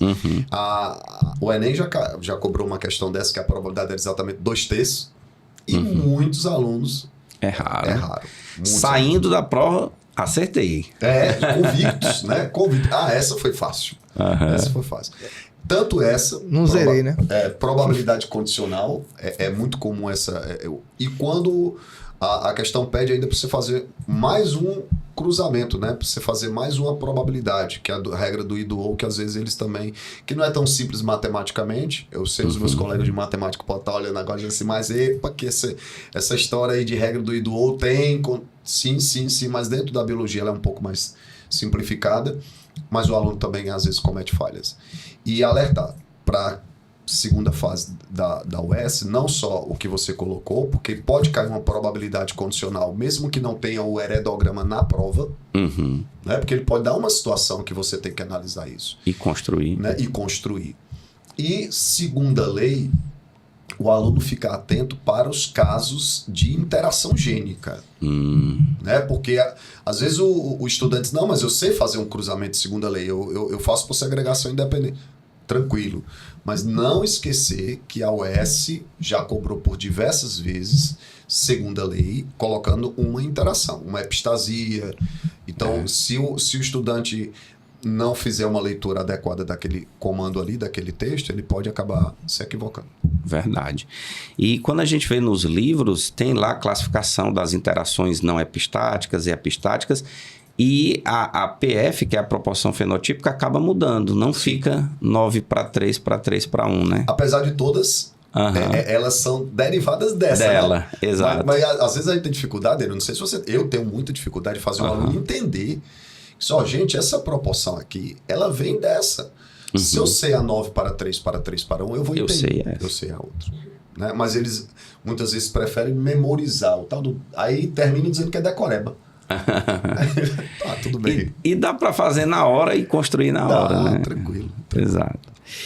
Fattori, ainda sobre a segunda fase, que é o nosso tema, como você elencaria, digamos assim, 3 ou 4 tópicos da física que é certeza. O aluno, ele vai ver aquilo ali na segunda fase, porque pelos certames anteriores apareceu com frequência.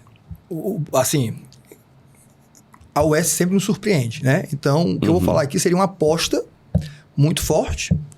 Então, tudo que eu for falar aqui, pediu 4, correto? 4. 3 Todos ou 4. os 4, esses 4, com perdão da palavra, serão 5. Como assim?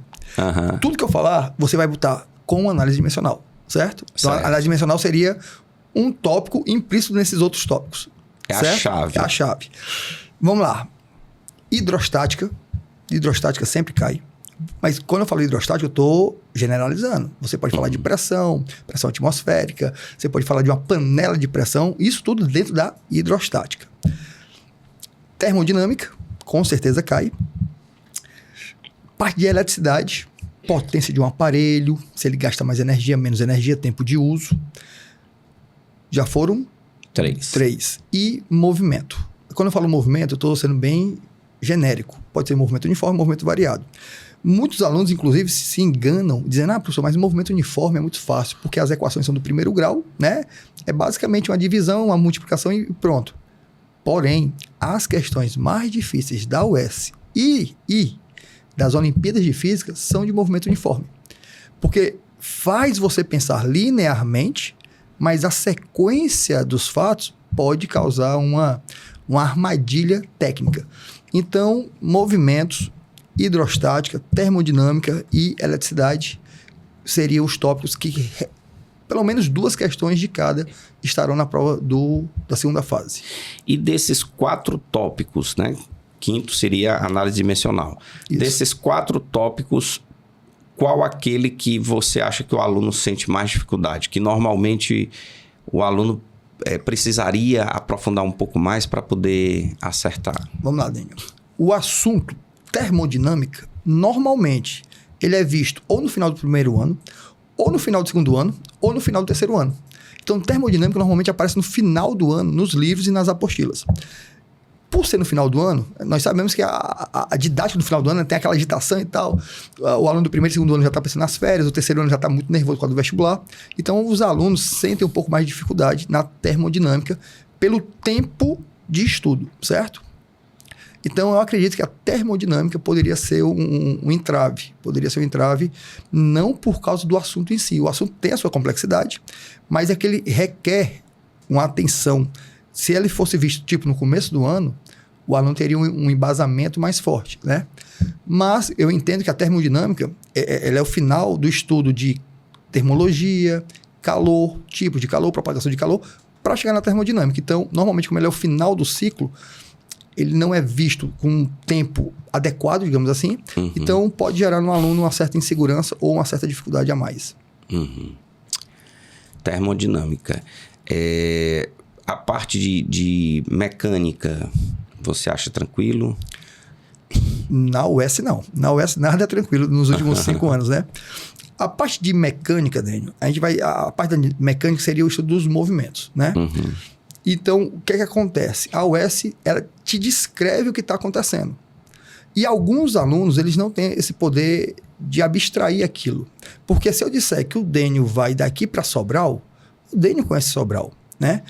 Se eu disser que o Lázaro vai daqui para Juazeiro, o Lázaro conhece Juazeiro. Mas se eu disser que o fulaninho vai para Beberibe, pode ser que aquele aluno nunca foi para Beberibe. Então, ele quer imaginar o que é Beberibe, né?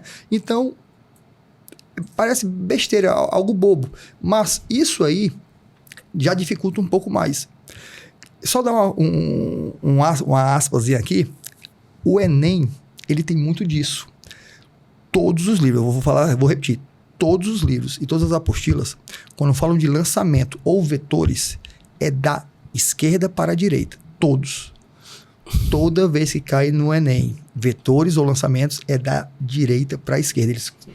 Essa troca já para o aluno já atrapalha. Tá entendendo? Já cria uma dificuldade que não era para existir, né? Mas é porque o aluno se acostuma tanto, da esquerda para a direita, da esquerda para a direita. Ele já monta. Já monta. Aí quando vai da direita para a esquerda, só mudou, mas já cria uma dificuldade.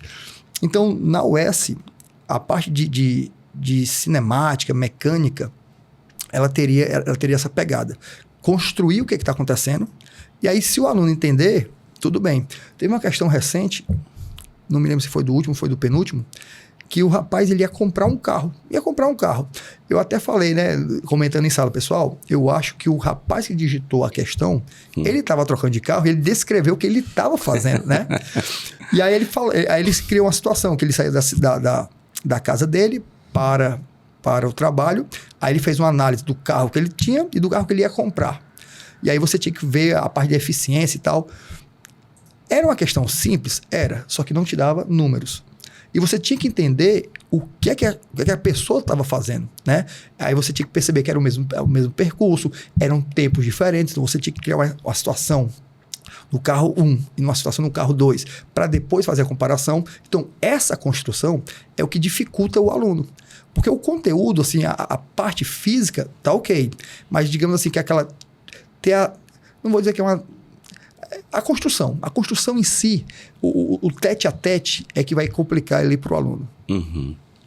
Que normalmente o aluno não vê, né?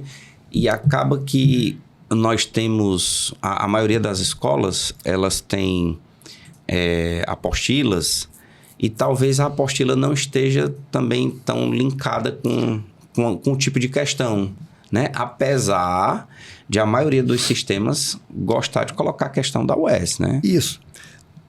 O problema é que, eu comento isso em sala de aula, para física, eu não sei para a área de vocês, para outras áreas, mas para física, você pega o vestibular da UES 2018 para trás, você pode eliminar. Nós só temos de 2018 para frente. Por quê? Porque a UES mudou a pegada. As questões que a UES cobrava em 2015 não são mais compatíveis com a que é cobrada hoje, né? Uhum. Então, claro, para treinar, ok. Mas eu não posso iludir meu aluno. Não, essa questão aqui, o nível dela é X, hoje a UES está cobrando 3X. Então, a gente pode fazer aquela da UES antiga para treinar. Mas a UES, ela mudou.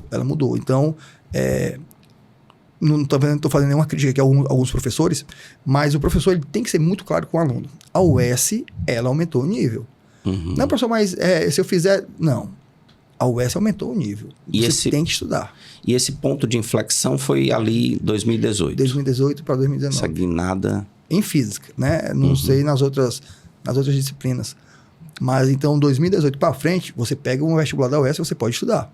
Porque você vai ter as questões já no nível que a UES está cobrando hoje. E cada ano a UES dá um upzinho, né? Tipo, essa primeira fase, ela talvez tenha sido a mais difícil dos últimos anos.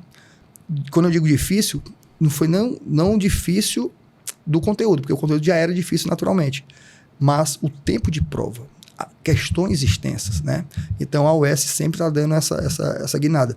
E repito, o aluno que se preparou, principalmente com análise dimensional, ele fez uma boa prova.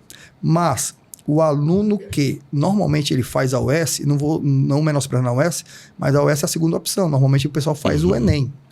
E aí você teve um Enem numa semana, logo na outra semana a UES, e o Enem de Ciência da Natureza foi um Enem que o pessoal saiu grog, né? A biologia bateu, química bateu, física bateu, então o aluno saiu já meio nervoso. Pega uma primeira fase da UES, também já saiu. Então, dá ao aluno uma insegurança. Dá ao aluno uma insegurança, por quê? Porque foram 2 vestibulares bem complexos. Principalmente, talvez, a área da biologia foi a maior surpresa, né? E como a biologia é Porto Seguro, o aluno sai com aquele sentimento de devastação, tristeza. Então, a UES, ela está surpreendendo. Vai ter questões difíceis? Vai. E nessas 20 questões, antigamente, antes de 2018, como é que eu falava? Pessoal, dessas 10, são 8 fáceis, 8. Mais umas 8 médias e umas 4 difíceis. Era mais ou menos essa... Das 20, né? Então, o aluno, ele já começava ali com 8. Com 8. Se fizesse as mais 8, chegava ali 16. Dependendo do curso, já está ótimo. Tá tranquilo. E as 4 difíceis, ia classificar ali primeiro, segundo, terceiro. Pronto. Hoje não. Hoje a UES é mais ou menos... De ponta a ponta. É como se fosse 777. Claro que 777 dá 21, né? Então seriam 7 difíceis, 7 médias e 6 fáceis. A UES hoje está desse jeito. Está nesse nível. Está nesse nível. Então o aluno, para ele chegar nas 15 questões da UES, de física, ele tem que ter uma boa base. Né? Ele tem que estar ali estudando. E repito, para ele ganhar tempo na UES, o segredo, digamos assim, a mina, né? O caminho da mina seria análise dimensional. Show de bola. Assim, eu vou ser chato, porque eu vou falar muito de análise dimensional aqui, porque... É o que se cobra. É uma ferramenta, que vai te encurtar, como a gente diz, alguns cálculos. Por exemplo, se um aluno, ele fez, sei lá, engenharia, aí ele estudou cálculo 1 e cálculo 2, ele pode usar derivada integral para resolver o seu vestibular? Pode. Né? Mas a gente não vê derivada integral no ensino médio. Mas se visse, e tem alguns alunos que acabam aprendendo, você pode usar essa metodologia para ganhar um certo tempo. Então, a UES, o segredo seria análise dimensional. Análise dimensional, você já tem uma base, uma solidificação maior, né? Fattori, você falando aí sobre o lance de ser a segunda opção de fato, né? Porque a grande estrela seria o Enem. Olha o que aconteceu na minha escola pública. Até o próprio governo divulgou esses dados. Muita gente fazendo Enem. Sim. Os terceiros anos da minha escola foi tipo assim, era raríssimo o aluno que não fez o Enem. Né? Quase todos fizeram. E a minha escola pública tem mais de 300 alunos de terceiro ano, porque são 7 turmas, manhã, tarde e noite. Agora, o S não teve, eu acho que 50 alunos. Ou se teve, 50 e poucos alunos. 1/6, né, do total. E eu acho que o aluno, tem muito aluno ali que poderia fazer. O problema é ele ser inscrito e não for fazer a prova. Por quê? Porque numa segunda vez, talvez ele não ganhe os 100%. Eu não sei como é que está a política de isentá-lo, né, do pagamento do vestibular. Mas, assim, o aluno ele poderia também procurar fazer a UES, até porque a quantidade de cursos que a gente havia comentado no interior, né, até na própria capital com a chegada do direito recentemente. As próprias licenciaturas, a gente precisa criar essa cultura. Foi importante, Daniel, o que você falou, porque o que aconteceu em relação ao Enem? Né? Houve uma política de incentivo, né, para que os alunos das escolas públicas eles pudessem se inscrever para esse exame, inclusive com a questão da isenção, de tudo. Ótimo, perfeito. Louvável, elogiável, de todas as formas esse movimento, né? Ao mesmo tempo, tal movimento precisaria também acontecer com relação à nossa Universidade Estadual do Ceará. Há jovens, inclusive, que não conhecem os cursos da UES. Isso. Né? Que muitas vezes, mas não tem o curso que eu quero. Mas o que é que você quer? O que você já olhou as opções de curso e tal.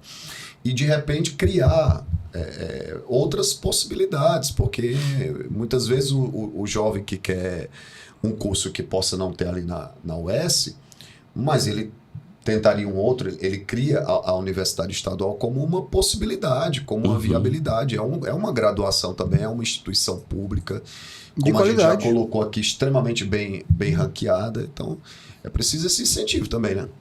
E o que eu acho é que falta também aos alunos testes vocacionais.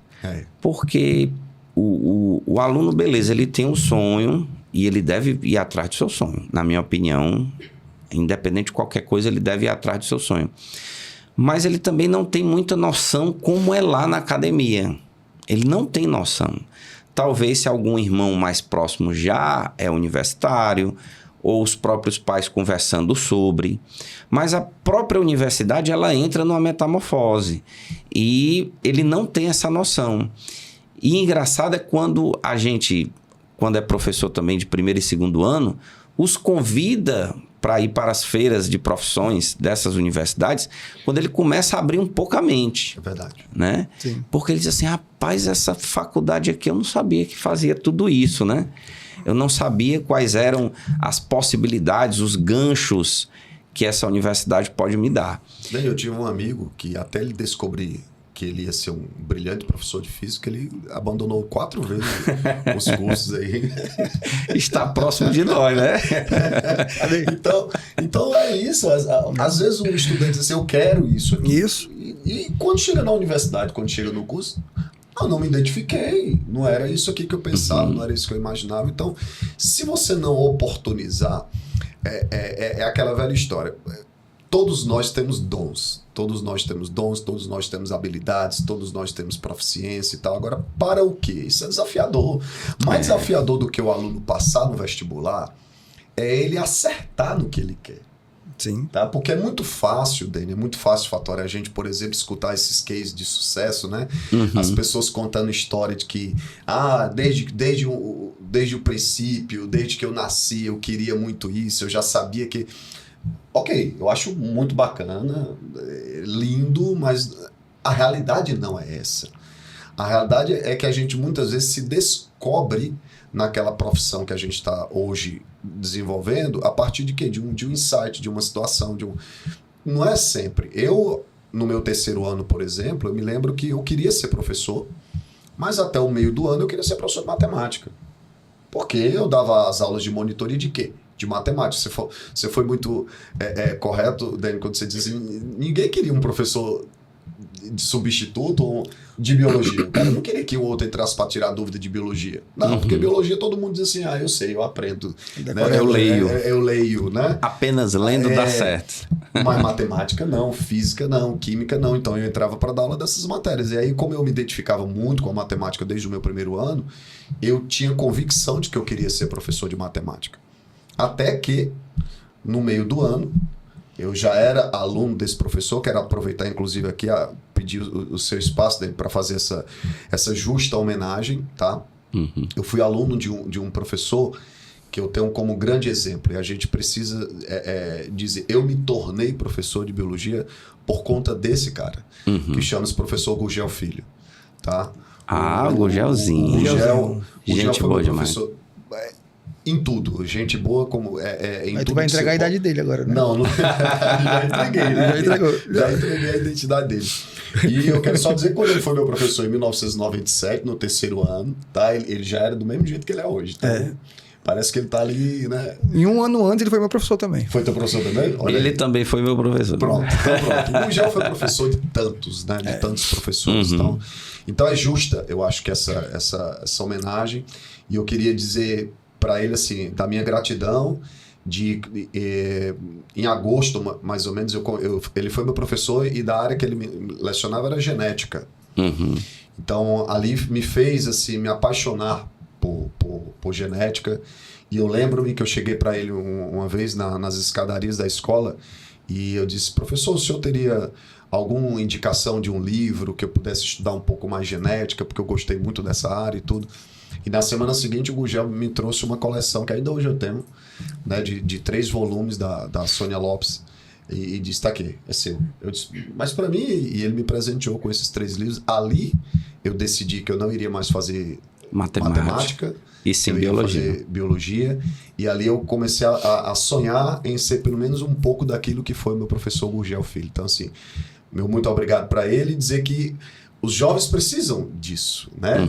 Os estudantes, eles precisam ser vocacionados, eles precisam ser despertados, e às vezes esse despertar ele pode acontecer no 3º ano, como foi o meu caso, mas pode ser que só seja depois. Isso, que foi o meu caso. Foi o caso do Fattori, descobriu a física, a paixão pela física depois. Fazendo, né? Fazendo. Contar aqui uma historinha sobre o Gugel, né? O Gugel foi meu professor no ensino médio, no 7 de setembro, certo?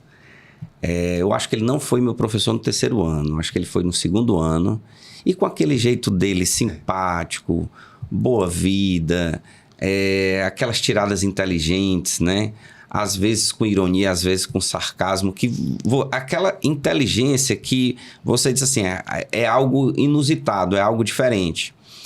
E eu tive... É particular dele, né? É particular dele, só ele tem aquele jeito de ensinar, né? Aquela didática. Mas eu trabalhei com ele no Colégio Teleios. Tive a felicidade de trabalhar com ele no Colégio Teleios, né? Ele ainda está lá no Colégio Teleios. Recentemente, inclusive, teve até uma propaganda da escola. Sim. Ele fazendo assim, um muquezinho. Né? Todo mundo sabe que ele é magrinho. Um vem, né? Se passar ali na Praça do Ferreiro, o vento carrega. Mas ele com um muquezinho assim, fortão e tal. Eu acho que era sobre aula de véspera da escola, enfim. E tive a oportunidade de ser colega dele. Sim, fui colega também no Ari de Saá. Ele foi meu coordenador de área no Ari de Saá. E depois... Foi meu também. Trabalhei com ele muitos anos no Ari de Saá também. E logo em seguida no Colégio Teleios. Dá um abraço também, não apenas a ele, Gugel Filho, mas também o PC, né? Grande PC. PC. Outra figuraça de uma inteligência... incrível, entendeu? Não foi meu professor, mas tornou-se meu professor como colega de trabalho, porque de qualquer maneira, você conviver com o PC, você sempre aprende. Pois é, e foi meu professor também, no 7 de setembro. E meu colega lá no Teleios também. De forma que foi uma honra trabalhar com os dois na época, né? Há alguns anos. E 2 pessoas de um coração assim enorme, né? Bom, Lázaro, voltando aqui para a segunda fase, nós temos assim uma distribuição de questões relacionadas à biologia, e o Fattori aqui falou nas apostas relacionadas à física, sobre a biologia. O que é que o aluno poderia fazer assim de aprofundamento, né? Porque tudo vai cair, de fato, todas as áreas, né? Como a gente havia falado. Mas de aprofundamento, o que é que seria uma questão de segunda fase que poderia diferenciá-lo, e se ele estiver fora da vaga, ele dá o pulo e ser aprovado? Vamos lá, eu trouxe até aqui, aproveitando para os nossos alunos aí, quem está acompanhando através do podcast, tá? Depois, se quiser nos seguir lá pelas nossas redes sociais, o meu Instagram é @LázaroHenrique. Lázaro com S, tá? @LázaroHenrique. Lázaro com S. Eu até acabei de fixar aqui lá no meu Instagram. O primeiro postzinho que vai aparecer lá é um raio-x da segunda fase da UES. né, dos últimos anos, estatisticamente falando dos temas que nós já até citamos aqui em momentos anteriores do que mais cai. Então, vem na sequência, ó, ecologia, né, sem dúvida. E a UES, quando ela fala sobre ecologia, tanto cobra ciclo do nitrogênio, cobra conceitos básicos também, porque às vezes você diz assim, Lázaro, o fato da primeira fase ter vindo pesada, vamos assim dizer, significa então que a segunda fase será da mesma forma? Talvez não. Talvez o sentimento da segunda fase do aluno quando sair da prova seja até melhor do que foi a primeira, porque eu não sei se tem como ser pior. Né? Eu não sei se o aluno tem como sair com esse sentimento de angústia maior do que foi da primeira fase. Então, já que é o princípio de Gauss, o princípio de exclusão competitiva de Gauss, que é um tema que a UES sempre aborda, né? No que diz respeito à ecologia e à botânica, né? As adaptações das plantas aos ambientes, né? Áridos, porque vai cair caatinga. A UES ela valoriza muito essa questão regional, do nosso bioma, né? E aí, quando se fala da caatinga, ele analisa todas aquelas adaptações, desde... Tudo bem, caducifólia, as folhas, por exemplo, ter uma camada de cera mais espessa, apresentar parênquimas aquíferos para estoque de água, raízes mais profundas para buscar água no lençol freático, mas não esquecer, por exemplo, que a UES adora, Dênio, cobrar a questão do metabolismo C3, C4 e CAM. Certo? Que são tópicos que normalmente você nunca vai encontrar no Enem e quando você vai para a UES aparece. Né? E é natural que quando nós estejamos falando sobre fotossíntese, a gente fala do metabolismo C3, do ciclo de Calvi, explicando lá rubisco, a fixação do carbono e tal. Mas o aluno tem que entender o que é o C4. Né? Ele tem que entender que é um outro modelo bioquímico, é uma adaptação bioquímica, né? A fixação do carbono por uma outra via que não é pela rubisco. Por quê? Porque essa via C4, onde você tem a participação da PEP-carboxilase, da pepcase, ele vai minimizar o fenômeno de fotorrespiração, que é muito mais intenso numa planta C3. E a UES, ela bota isso, minimizar a fotorrespiração. O que é fotorrespiração, né? Quando cai fotossíntese, saber com detalhe as etapas, fase clara, fase escuro, onde acontece. Fase clara acontece lá na membrana dos tilacoides, fase escura lá no estroma do cloroplasto, né? Saber o que é caiu fotólise da água, que é a reação de Rio. Isso, na primeira fase. Só que o que ele cobrava na primeira fase era aquela questão bem comumente abordada de qual o destino do oxigênio, de onde vem o oxigênio que é liberado do processo fotossintético, né? Já na segunda fase, é o aluno saber que na fase claro, você vai ter o NADP tornando-se NADPH. Esse processo é o processo de redução do NADP a NADPH. Então, esses detalhes, eles são mais recorrentes, né? Na botânica, sempre alerto para a possibilidade de se cobrar a diferença de monocotiledônia para dicotiledônia. Outro temazinho que a gente não aborda quando vai falar de Enem. Para que eu vou estudar diferença de mono para dicotiledônia para fazer uma prova de exame nacional? Não vou. Saber se a flor é trímera, se ela é tetrâmera. Não, mas a UES cobra. Cobra com riqueza de detalhes. Né? Saber a disposição do xilema, do floema ali, tanto na mono quanto na di. Saber se as nervuras da folha são paralelas ou são reticulares. Isso é um nível de especificidade bem grande. Que o aluno pode se perguntar assim, mas eu vou ser médico? Eu me recordo. É muito comum essa pergunta, né? Pra que tanta planta? Pra que tanta planta? É porque, na verdade, quando você cobra todos esses, você vai cobrar. O estudante, ele está no nível médio, ele não está no nível de graduação. Quando você vai para a graduação, você vai para um outro caminho. Mas para esse nível médio e para ingresso em uma graduação, a UES acredita que você precisa saber desses detalhes. Quando vai estudar zoologia lá em vertebrados, que cobra-se muito vertebrados na segunda fase, né? O aluno sabe a diferença de condrite para osteíctide. Muito comum esse tipo de questão na UES, né? Diferença peixe ósseo para peixe cartilaginoso, tipo de excreta, posição da boca, nadadeira, é uma nadadeira. Então, revisar esses tópicos. Isso. E anatomia e fisiologia dos tetrápodes também, né? Sim. Eles cobram também. Evolução do coração, bi, para o tri, para o tetracavitário. Dos rins, pulmões. Tudo assim. Mas o que é difícil é física, né? Pois, não, biologia eu não costumo dizer que ela é difícil. Ela é densa. Muita informação. Verdade. Eu sou um admirador dos nossos alunos porque eu sei da dificuldade. Nós que somos professores de biologia, quando a gente vê esse conteúdo programado de biologia para ser trabalhado em um ano, é muito conteúdo. No acocho. É no acocho e a gente ainda fica... E a maioria das escolas tem o quê? 2, 3 professores. Nem todos, às vezes, tem 2 aulas por semana, né? Às vezes tem professor com aula apenas.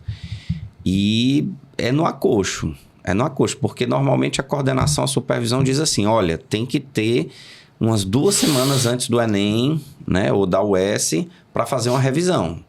Então, a gente tem que acabar ali um pouco antes, né? E às vezes não dá.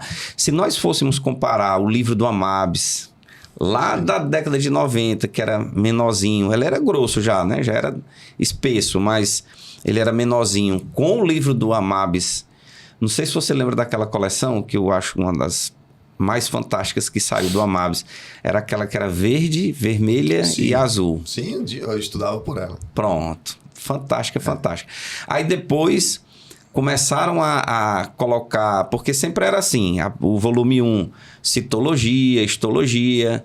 Aí o volume 2, seres vivos. Aí vinha botânica, zoologia. E o volume 3 para genética e evolução. O 2 era o mais grosso. Porque vinha botânica e zoo, né? Exato. E no 3, genética, evolução e ecologia, né? Aí depois começou a mudar, a Sônia Lopes mudou, né? Com Connect, enfim. Aí foi mudando e hoje em dia o que é que nós temos? Nós temos os sistemas, né? Os sistemas de ensino. Os sistemas de ensino, cada escola tem o seu e muitas delas são sucesso no país. Existem, eu acho que uns 3 ou 4 sistemas que tem mais de 1.000 escolas, né?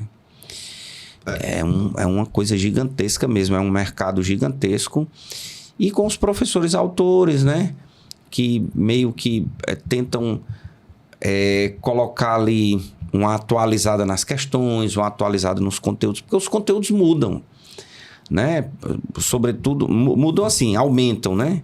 A quantidade de informações, de conhecimento aumenta. Imagina que, por exemplo, antes da Dolly, né? Quem dava aula de Covid? Pois é. De SARS-CoV. Hoje em dia. O teste de DNA começou na década de 80. A tecnologia ampliou demais o conteúdo. Ampliou demais. E o Enem gosta muito, né? Mas assim, a UES, como vestibular tradicional, a gente está vendo aí os pontos de inflexão, a gente está vendo aí uma exigência maior. Porém, eu vejo também que, de fato, o aluno precisa ter o aprofundamento. Aí, quem é que levaria vantagem nesse sentido, Lázaro? Não sei se você concorda. É o aluno que gosta de Olimpíada. Sim. Né? Sim. Eu tive um aluno numa determinada escola esse ano que ele disse assim, professor, eu estudei tanto para o OBB, ele não foi para a última fase, porque, eu não sei se você está acompanhando, Lázaro, mas a fase 2A, ela está com muita nota fake, né? No Brasil inteiro. Inclusive, teve aqui também, né? Supostamente, nota fake. Supostamente teve. Mas ele disse assim, eu estudei tanto para o OBB que eu pego o Enem, pego a UES, eu já não preciso mais estudar. Então, esse aluno, eu acho que ele leva vantagem, né, nesse sentido. Mas o aluno da saúde, de uma forma geral, ele já gosta de biologia, é uma coisa natural, né? Gosta. E ele vai ver muita biologia nos cursos, né? E assim, a preparação deles aí para a segunda fase, a gente sempre tem que dizer que ele precisa resolver as provas anteriores. Uhum. Porque é o primeiro modelo. É o primeiro modelo de preparação, é resolver as provas anteriores, tá? E resolver também questões de outras universidades que tenha um modelo parecido. Por exemplo, as estaduais, de um modo geral, elas têm uma linha. Claro que a UES tem suas particularidades. Nós acabamos de citar que a UES ela cobra muito regionalismo, ela vai cobrar muito bioma caatinga, ela vai cobrar muito esse tipo de adaptação. Teve uma questão que derrubou muita gente na UES quando caiu, Porque o aluno não sabia, por exemplo, que nas plantas de ambiente árido, ele tinha uma grande quantidade de estômatos situado na epiderme inferior, porque a leitura que o aluno fez quando viu esse item foi logo assim, não, anulei, professor, porque se tem muito estômago, tu vai transpirar mais, e na verdade a adaptação é exatamente para isso, porque como tem muitos estômatos, ela vai conseguir, no momento que ela abre por um curto intervalo de tempo, transpirar menos, porque fica aberto menos, e faz muita troca gasosa. Então tem que ter muito estômago. Então, essas adaptações é particularizado para a nossa querida US. Cobrar, por exemplo, a diferença de monocotiledônia para dicotiledônia também é uma coisa muito específica, mais né? específica. Mas fazer o EMA, fazer as provas da UEMA, por sinal, o vestibular da UEMA vai ser dia 1º de dezembro. Isso. Né? Inclusive, vou aproveitar a oportunidade. Quarta-feira, eu vou estar fazendo uma live à tarde, a partir das 14 horas, pelo meu canal no YouTube. O canal é o professor Lázaro Henrique. Conhece? Professor Lázaro Henrique. Para o EMA. Muitos estudantes do nosso estado têm começado a abrir um pouco mais os olhos para o EMA, para outras possibilidades, né? Estados próximos. Próximos, né? Então, a prova da UEMA, se você pegar, por exemplo, a prova da UERJ, não deixa de ser um campo de análise também para o aluno se preparar para essa prova. Então, tem que fazer as questões, tem que resolver. Eu creio, Lázaro, que a Unicamp, mesmo sendo a ABCD, ela é um pouco mais contextualizada, né? Eu acho ela até muito no caminho Ali, Unicamp, a própria FUVEST, eles vão muito no caminho de um Enem, né? É uma questão... tem um texto... Contextualiza. Contextualiza. Mas eu acho que a Faculdade de Ciências Médicas de Minas já é mais próxima da UES. Sim. Já tem uma proximidade maior, né? Eu tive, assim, só pontuando para... eu tive uma aluna, pra você ver como essa questão de aprovação, ela é muito tênue, né? Quando a gente fala desses candidatos de alta performance, né? Eu tive uma aluna, lembro-me demais do quanto ela era dedicada, tá? A Exília, posso até citar o nome dela, a Exília. Ela nunca faltou uma aula. Ela era aquela jovem que eu poderia dizer assim, ela já tem informações de biologia para não precisar vir mais para aula, ficar se preparando em casa.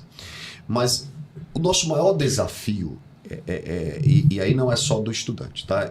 Nós professores também, tudo que nós vamos fazer, nós precisamos vencer algo que é muito forte, que é muito intrínseco, que é a resistência. Nós sempre, e isso é interno, nós somos resistentes a muitas coisas, né? A gente quer desenvolvimento de um trabalho. Então, se a gente não conseguir vencer a nossa resistência, a gente não vai conseguir galgar sucesso, né? E eu via nessa jovem, ela me ensinou muito com a postura dela, né? Resiliência. Com a resiliência dela, de sempre vencer a resistência. Porque o aluno, muitas vezes, quando ele chega no nível de que ele já está fazendo ali já está indo para a segunda fase, já está fazendo ali ele já começa a achar que ele não precisa mais ir para as aulas. Por quê? Porque ele acha que é perder tempo. Mas o professor vai dizer as mesmas coisas que eu já sei. Aí vira um sommelier de aulas. Fica complicado, ele precisa ter... Porque isso é a resistência vencendo ele, entendeu? E ele vai sempre encontrar inúmeras justificativas, tá? Para poder fortalecer essa ideia de que ele já está intrínseco. Isso é um problema muito sério. Sim. Eu não sei se vocês concordam comigo no ponto. Qual é o estágio, o jogador de futebol, por exemplo. Geralmente o jogador de futebol ele alcança o nível técnico, físico dele, o auge, dos 25 aos 28 anos. É ali quando ele consegue talvez alcançar os seus melhores rendimentos, índices, resultados e tudo. Não vamos colocar Messi e Cristiano Ronaldo nessa... Que é outro nível, né? Mas a maioria dos jogadores, né, depois eles começam a ter... Os terráqueos. Quando eu vou para o ensino, né, para preparação, por exemplo, para a medicina, eu vejo que o aluno do terceiro ano, muitas vezes, ele é um aluno entusiasmado, cheio de motivação, mas com alguns hiatos no conteúdo. E que é natural. Já o primeiro, segundo ano de cursinho, se você pegar eu gosto muito de fazer aquela análise daquelas cartilhas, né, que os alunos de medicina publicam. Você pode observar, a maioria dos alunos aprovados em medicina, ele passa o quê? No primeiro ou no segundo ano de cursinho. A maioria. Claro que você vai encontrar aprovados do terceiro e aprovados com 3, 4, 5 anos. Tranquilo, isso vai acontecer. Mas a estatística mostra que está ali. Sabe por quê? Porque se eu não conseguir vencer essa minha resistência, eu começo a partir do meu segundo ano de cursinho, quando eu entro para o terceiro, para o quarto, aí eu vou caindo de produtividade. Essa resistência, o Fattori diria a força de atrito. Que vai te... Ou a relação entre a voltagem e a corrente elétrica, né? Olha aí. É sempre bom ter um professor de física aqui, né? Nos ensinando. E aí eu digo, vençam a resistência de vocês, porque é preciso, para essa segunda fase, voltar a entender que você precisa de uma sequência. E aí para aula, é ir para as aulas da segunda fase, é resolver... Não mas eu já escolher resolvi essa questão aqui 10 vezes. Resolva a 11ª. Assim, aproveitar o teu ensejo, tu falou em sommelier de aulas, né? Que o aluno faz, escolhe a cartilha dele, não, eu vou assistir essa, não assiste aquela. E nem é por maldade, E nem né? é por maldade. Às vezes é porque, não, aquele assunto ali, ele disse que não é importante. Aí eu lembro uma vez que eu estava chegando num determinado colégio, esse ano. E aí o aluno perguntou, professor, a aula vai ser de que hoje? Aí eu falei, efeito Doppler. Aí ele falou desse jeito, professor, faz 4 anos que eu estudo, nunca aprendi. Eu falei, você vai aprender agora. Mas não quis ser boçal, não. Eu disse, não. Aí na minha mente eu falei, eu tenho que fazer alguma coisa diferente para esse rapaz aprender. Facilitar a vida Aí dele. eu perguntei para ele, o que é que mais te incomoda? Ele, as equações que aparecem. Eu falei, não, essa parte aí tá tranquila. Ele, como assim tá tranquilo? Vem cá. Aí eu expliquei a parte física, conceitual, que ele já sabia toda. Né? A parte conceitual, ele eu não expliquei só para ele, expliquei para a sala, obviamente. E aí eu falei, pessoal, vamos fazer assim, uma regrinha de 3. Ele, regrinha de 3, aí eu fui mostrando na equação original e mostrando como é que ela poderia ficar. E aí, quando eu coloquei e fiz um exemplo, né? O tradicional, a ambulância, o rapaz A, a menina B e tal. Ele falou, é só isso? Eu só. Ele saiu da minha aula. Ele saiu no meio da minha aula. Eu falei, poxa, eu ajudei o cara saiu. Só que eu encontrei com ele umas 2 horas depois, né? E perguntou. Fattori, olha aqui. Ele tinha resolvido mais de 30 questões de efeito Doppler. Ele foi atrás das questões para testar aquela metodologia. E ele empolgado, né? Professor, eu fiz tudo isso aqui, eu tinha dificuldade e tal. Parabéns e tal. Então, assim, foi uma felicidade minha perceber a carência dele. Mas ele poderia dizer assim, eu não aprendi, faz 4 anos, não vou assistir não. Aí ele foi lá e assistiu, Poderia, né? Exatamente. Né? E quando tu falou da resistência, eu tenho um primo que ele é médico hoje. Ele conheceu uma menina no cursinho. No primeiro ano de cursinho, ela passou, ele não. No segundo ano, ele tentou, não passou. O terceiro... Quando foi no 5º ano, ele passou. Mas já estava caindo. Mas o que acontecia? Ele fez o segundo ano, não passou. Fez o terceiro, não passou. Pensou em desistir. Não, tentou 2 vezes, 3 vezes, aliás. Aí, o que ele fazia? Hoje a esposa, né, fazia? Levava ele para assistir aula lá com ela. Ele assistia uma semana de aula, ele voltava comendo os livros, né? Porque ele via que era o que ele queria, era realmente medicina. E aí foi até engraçado, assim, até bonito a história, porque no ano que ela se forma, é o ano que ele passa. Olha aí. Né? E aí ela vai fazer a especialização, né? A residência e tal, e ele tá terminando o curso. Hoje os 2 são médicos, né? E isso foi no Rio de Janeiro. E hoje eles moram aqui em Fortaleza. Aí ele e ela, especialista em UTI, né? Então não é aquele médico que ele é UTI, só chega para ele casos complexos, né? Para salvar ali a vida e tal.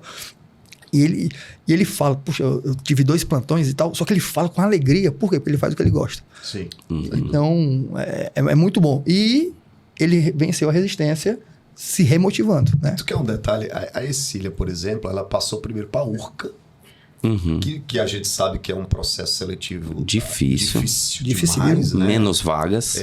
A prova da URCA, se um aluno... Aproveitando até se ele quer pegar umas questõezinhas para ele começar... A se divertir. A se divertir, a prova da URCA, né? E ela passou primeiro para a URCA antes de passar para a UES. E a preparação dela sempre foi muito focada para a UES, né? E aí depois ela passou também numa universidade lá de Mossoró.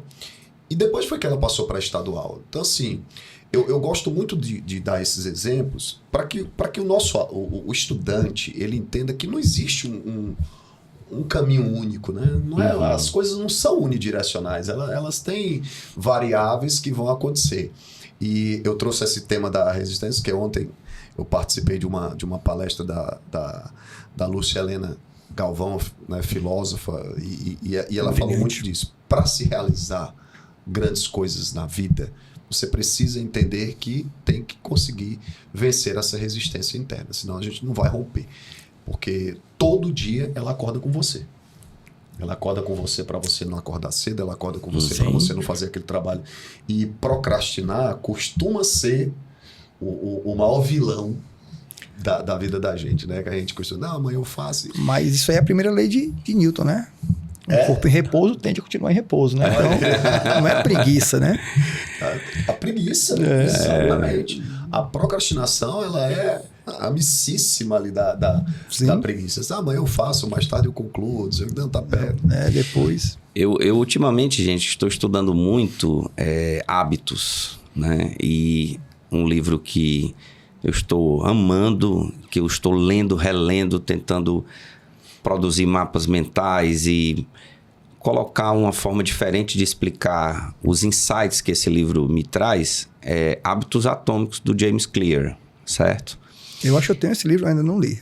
Pronto, leia, que é fantástico. E esse livro, associado a outras coisas que eu estou fazendo dentro da neurociência, né?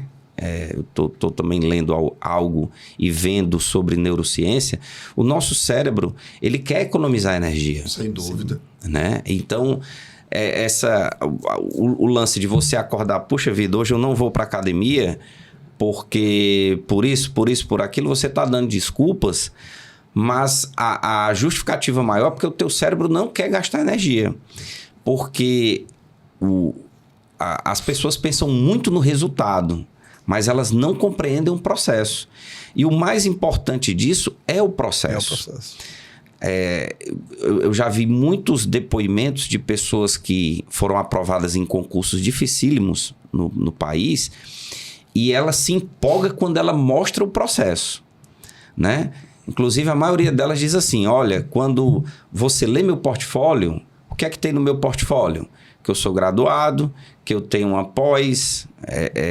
lato sensu, que eu tenho um pós stricto sensu, mestrado, doutorado, mas ninguém coloca no portfólio as derrotas. E as derrotas muitas vezes são maiores que as vitórias. Sim. Mas a partir do momento que eu mudo o processo, eu acabo conquistando muitas coisas. Então, eu vejo muito o cara tá fazendo concurso, ele não passa em nada. Passa 1 ano, 2 anos, 3 anos, mas ele mudou o processo. Quando ele muda o processo, aí surgem, no ano só, 6 aprovações, 7 aprovações, de diferentes áreas, mas de acordo com aquele contexto que ele escolheu, né? Acontece muito. O cara passa na Polícia Militar, na Guarda Municipal, na PRF, né? Por quê? Porque ele mudou o processo. E eu me lembro perfeitamente de uma situação, no livro Hábitos Atômicos fala sobre isso, né? Ilustrando aí e comparando com o aluno que está tentando, está ali no cursinho.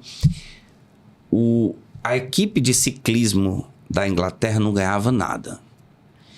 E o cara que chegou para mudar a equipe de ciclismo na Inglaterra, no início dos anos 2000, foi um cara que passou a imaginar que ele fazendo pequenas mudanças, os chamados ganhos marginais, né? Os ganhos à margem, aquele 1% a mais em cada setor, o selim da bicicleta, a vestimenta do ciclista, a alimentação e tal. Se ele mudasse um pouquinho, ele conseguiria vencer, né, alguma coisa. E os resultados apareceram. Então, quando a gente se baseia apenas na questão do resultado, a gente é infeliz, porque a gente só pensa na felicidade quando o resultado acontece. E eu acho que na realidade não é isso, é o processo, é a mudança de comportamento, é o hábito ruim que você trocou pelo bom que acaba engrandecendo e o resultado é consequência. E para fortalecer mais ainda, Daniel, que você colocou aí, Tiger Woods todo mundo conhece, né? Sem dúvida um dos maiores, acho que o maior, né? Golfista que... De todos os tempos. Tinha treinador? Sempre. Sempre teve treinador. Então não é porque você é o número 1 do mundo que você não tenha nada para aprender. Então, eu gosto sempre de dizer para os meus alunos assim, você pode ser até melhor do que eu em biologia. Isso não está... É difícil de acontecer. O estudante ele tem mais tempo, até, às vezes, para estudar biologia do que eu estudo hoje. Tá? Sim. Ele pode não ter a minha experiência no magistério. Tá? Mas ele tem tempo para poder estudar biologia, se dedicar. Muitos desses jovens que se preparam para Olimpíadas, eles têm uma leitura de biologia extraordinária. Sim. Exato. Certo? Então, lembrando novamente do Tiger Woods, né? O número 1 do mundo tem um treinador. Então, mesmo que você seja muito bom em física, mesmo que você seja muito bom em biologia, você precisa de um professor.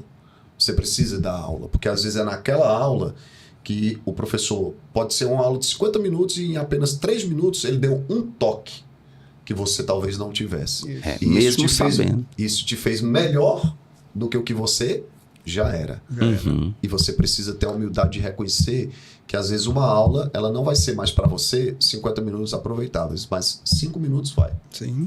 Então, isso é importante. O Marcelinho Carioca e o Rogério Ceni, né? Quanto tempo a mais eles ficavam no treino ali batendo falta, né? O Mão Santa no basquete e assim sucessivamente. Então, se você faz o algo a mais e gosta do processo, o Gustavo Kirten, gente, tinha um treinador e ele sempre com aquela mesma, né? Michael Phelps. Todos têm seus mentores, têm seus treinadores. Roger Federer. Os treinadores, eu digo assim, o que nós professores fazemos é lapidar também. Isso. É o ajuste. São pequenos ajustes. Tem aluno que está pronto já. Há muitos jovens que eles já estão prontos para serem aprovados, mas precisam de pequenos ajustes. Eu lembro que o Roger Federer ganhou um Grand Slam de tênis, e aí perguntaram, né? O que você vai fazer depois aqui, né, da comemoração, do troféu? Ele, não, eu vou me juntar com o meu treinador e analisar os pontos fortes e os pontos fracos do jogo. O cara tinha acabado de ser campeão, né? E ele ia parar para analisar o que foi que ele fez. Então, ele tinha a humildade de sempre querer aprender com os erros, né? Não é porque ele foi campeão que ele foi perfeito. Então, ele procurava não a perfeição, mas sempre a evolução. Isso é muito importante. Só para dizer que está faltando só esse pequeno ajuste para o Fortaleza ser campeão brasileiro da Série A. Justamente. Só um detalhe, né, Fattori? Nesta vez aqui tem mais torcedor do Ferroviário. Rapaz, não, isso aqui, eu tô feliz de estar partilhando aqui 2 torcedores do Ferroviário e um torcedor do Fortaleza numa mesa. É algo inusitado. Só quem tem título nacional. Tem isso também. Aqui, né? Só aqui tem título. Gente, mas o nosso futebol tá bacana demais, não tá não? Tá. Fortaleza lá em cima, só o Ferroviário que esse ano desceu, né? E assim, eu sou ferroviário, né? Não torço contra o Fortaleza, nem contra o Ceará. E se o Ceará subir, para o Fortaleza talvez tenha aquela rivalidade, seja um pouco ruim. Mas para o Ferroviário, para os times que estão assim em outra prateleira, o ranqueamento melhor do estado melhora todo mundo, né? Então a gente tem que olhar o todo, né? Olhar o todo. Exatamente. Eu sou entusiasta do time, mas vejo que se realmente essa SAF der certo, inclusive os advogados, a equipe, né? É toda de Fortaleza que está ajudando. Que foi quem montou também a SAF do Fortaleza. Né? Exato. Gente, dizer para o caríssimo aluno curtir, compartilhar o nosso podcast Tópicos do Vestibular, a questão do sininho, né? Para ver novos vídeos e tal, porque o nosso conteúdo aqui é um conteúdo de qualidade, trazendo grandes profissionais da educação cearense. Nós estamos no nosso 11º podcast, hoje um pouco diferente, um pouquinho maior, 2 horas. Nunca tinha feito 2 horas. Não? Nunca. Só 1 hora ou 1h30. Tem um episódio de 1h30, mas a maioria de 1 hora. Episódio de 1 hora. Hoje, especificamente, um episódio de 2 horas. E dizer que a gente falou aqui na resistência, você, caro aluno, tem que ter resiliência para entender o processo e não escolher as aulas se você estiver em cursinho, porque, de fato, aquela aula que você imagina que sabe, talvez tenha um insight que você ainda não viu, alguma questão que o professor resolveu que vai te dar uma lembrança, uma resolução no futuro próximo. Então, de fato, assista a todas as aulas e foque no que realmente você quer no seu sonho, ok? Estamos nos encaminhando para o final do nosso podcast. Começar aqui com o professor Rogério Fattori, dando para o caríssimo aluno a sua mensagem final e alguma dica extra, sei lá, para esta segunda fase da Universidade Estadual. Primeiramente, agradecer ao convite, Dênio, muito obrigado. Compartilhar mesmo com vocês Eu entrei aqui sabendo um pouquinho de física, mas estou sabendo agora um pouquinho mais de biologia, tá certo? Obrigado. Então, estar em companhia de vocês é sempre engrandecedor. E você, estudante, vai prestar o seu vestibular. Primeiro, acredite no seu sonho, acredite em você. O mundo lá fora, ele é sempre muito cruel. Ele sempre vai apontar os seus erros. Mas os seus erros, eles vão existir. Mas você também vai ter muitas qualidades. Então, filtre as informações negativas que você recebe. Foco na positividade. Acredite em você. Se prepare. Tire as desculpas. Assista, se prepare. Que a sua aprovação ela vai ser uma consequência. Então, uma excelente prova a todos que estão estudando. E o tio Fattori está aqui torcendo por você. Show de bola. Professor Lázaro Henrique, uma honra, uma satisfação tê-lo aqui no nosso podcast. Dê aí a sua mensagem final para aqueles que estão se preparando para o ingresso na universidade. Dênio, antes de mais nada, agradecer pelo convite, de participar. Fiquei muito feliz de ter reencontrado o Rogério depois de tantos anos. O Física Filé, né? Hoje em dia, todo mundo diz assim, a gente acompanha todo mundo pelas redes sociais. Né? Verdade. Eu acho que a internet, as redes sociais, elas de certa forma, ela acaba aproximando os distantes, mas também distanciando um pouco os próximos, né? Porque as pessoas começam a achar que conversar pelo WhatsApp significa... E você permitiu hoje eu reencontrar o Fattori, já trabalhamos juntos, né, em algumas escolas e foi muito bom poder reencontrá-lo pessoalmente. De lhe conhecer foi uma alegria, tá certo? A recíproca é verdadeira. Já tinha sido feito um convite anteriormente, mas as agendas acabaram não permitindo e hoje estar aqui foi uma gratidão muito grande. E ter tido a oportunidade de... hoje homenagear o professor Gurgel Filho, que eu acho que é um exemplo para os professores de biologia. Para mim, juntamente com o PC, pessoas que... Porque a educação é isso, ela tem que ser mantida, é um histórico e é fundamental que a gente possa ter essa capacidade de reconhecer os grandes profissionais, os grandes professores que ainda estão no mercado, mas que nos deram inspirações para a gente poder também lecionar. E dizer para o nosso aluno que seguir, né? Que é manter, obviamente, eu sei com a dificuldade que é levantar-se, às vezes, diante de uma dificuldade, mas temos 3 semanas, 3 semanas de preparação para essa segunda fase, retornar ao foco principal, buscar resolver as questões, e eu sou mais do que convicto de que vocês irão alcançar o objetivo, que é a aprovação de vocês. Show de bola. Gente, é uma honra a presença de vocês, agradecer a ilustre participação dos alunos que depois vão comentar. O nosso episódio aqui está sendo gravado no dia 23, né? 23 de novembro. Ele vai ao ar na próxima semana. A audiência de todos vocês, a preparação para a segunda fase continua. Traremos também profissionais na área de química e também de redação, focando para os alunos da área da saúde. Um forte abraço. Esse foi o nosso 11º podcast falando sobre a segunda fase da UES. Até mais.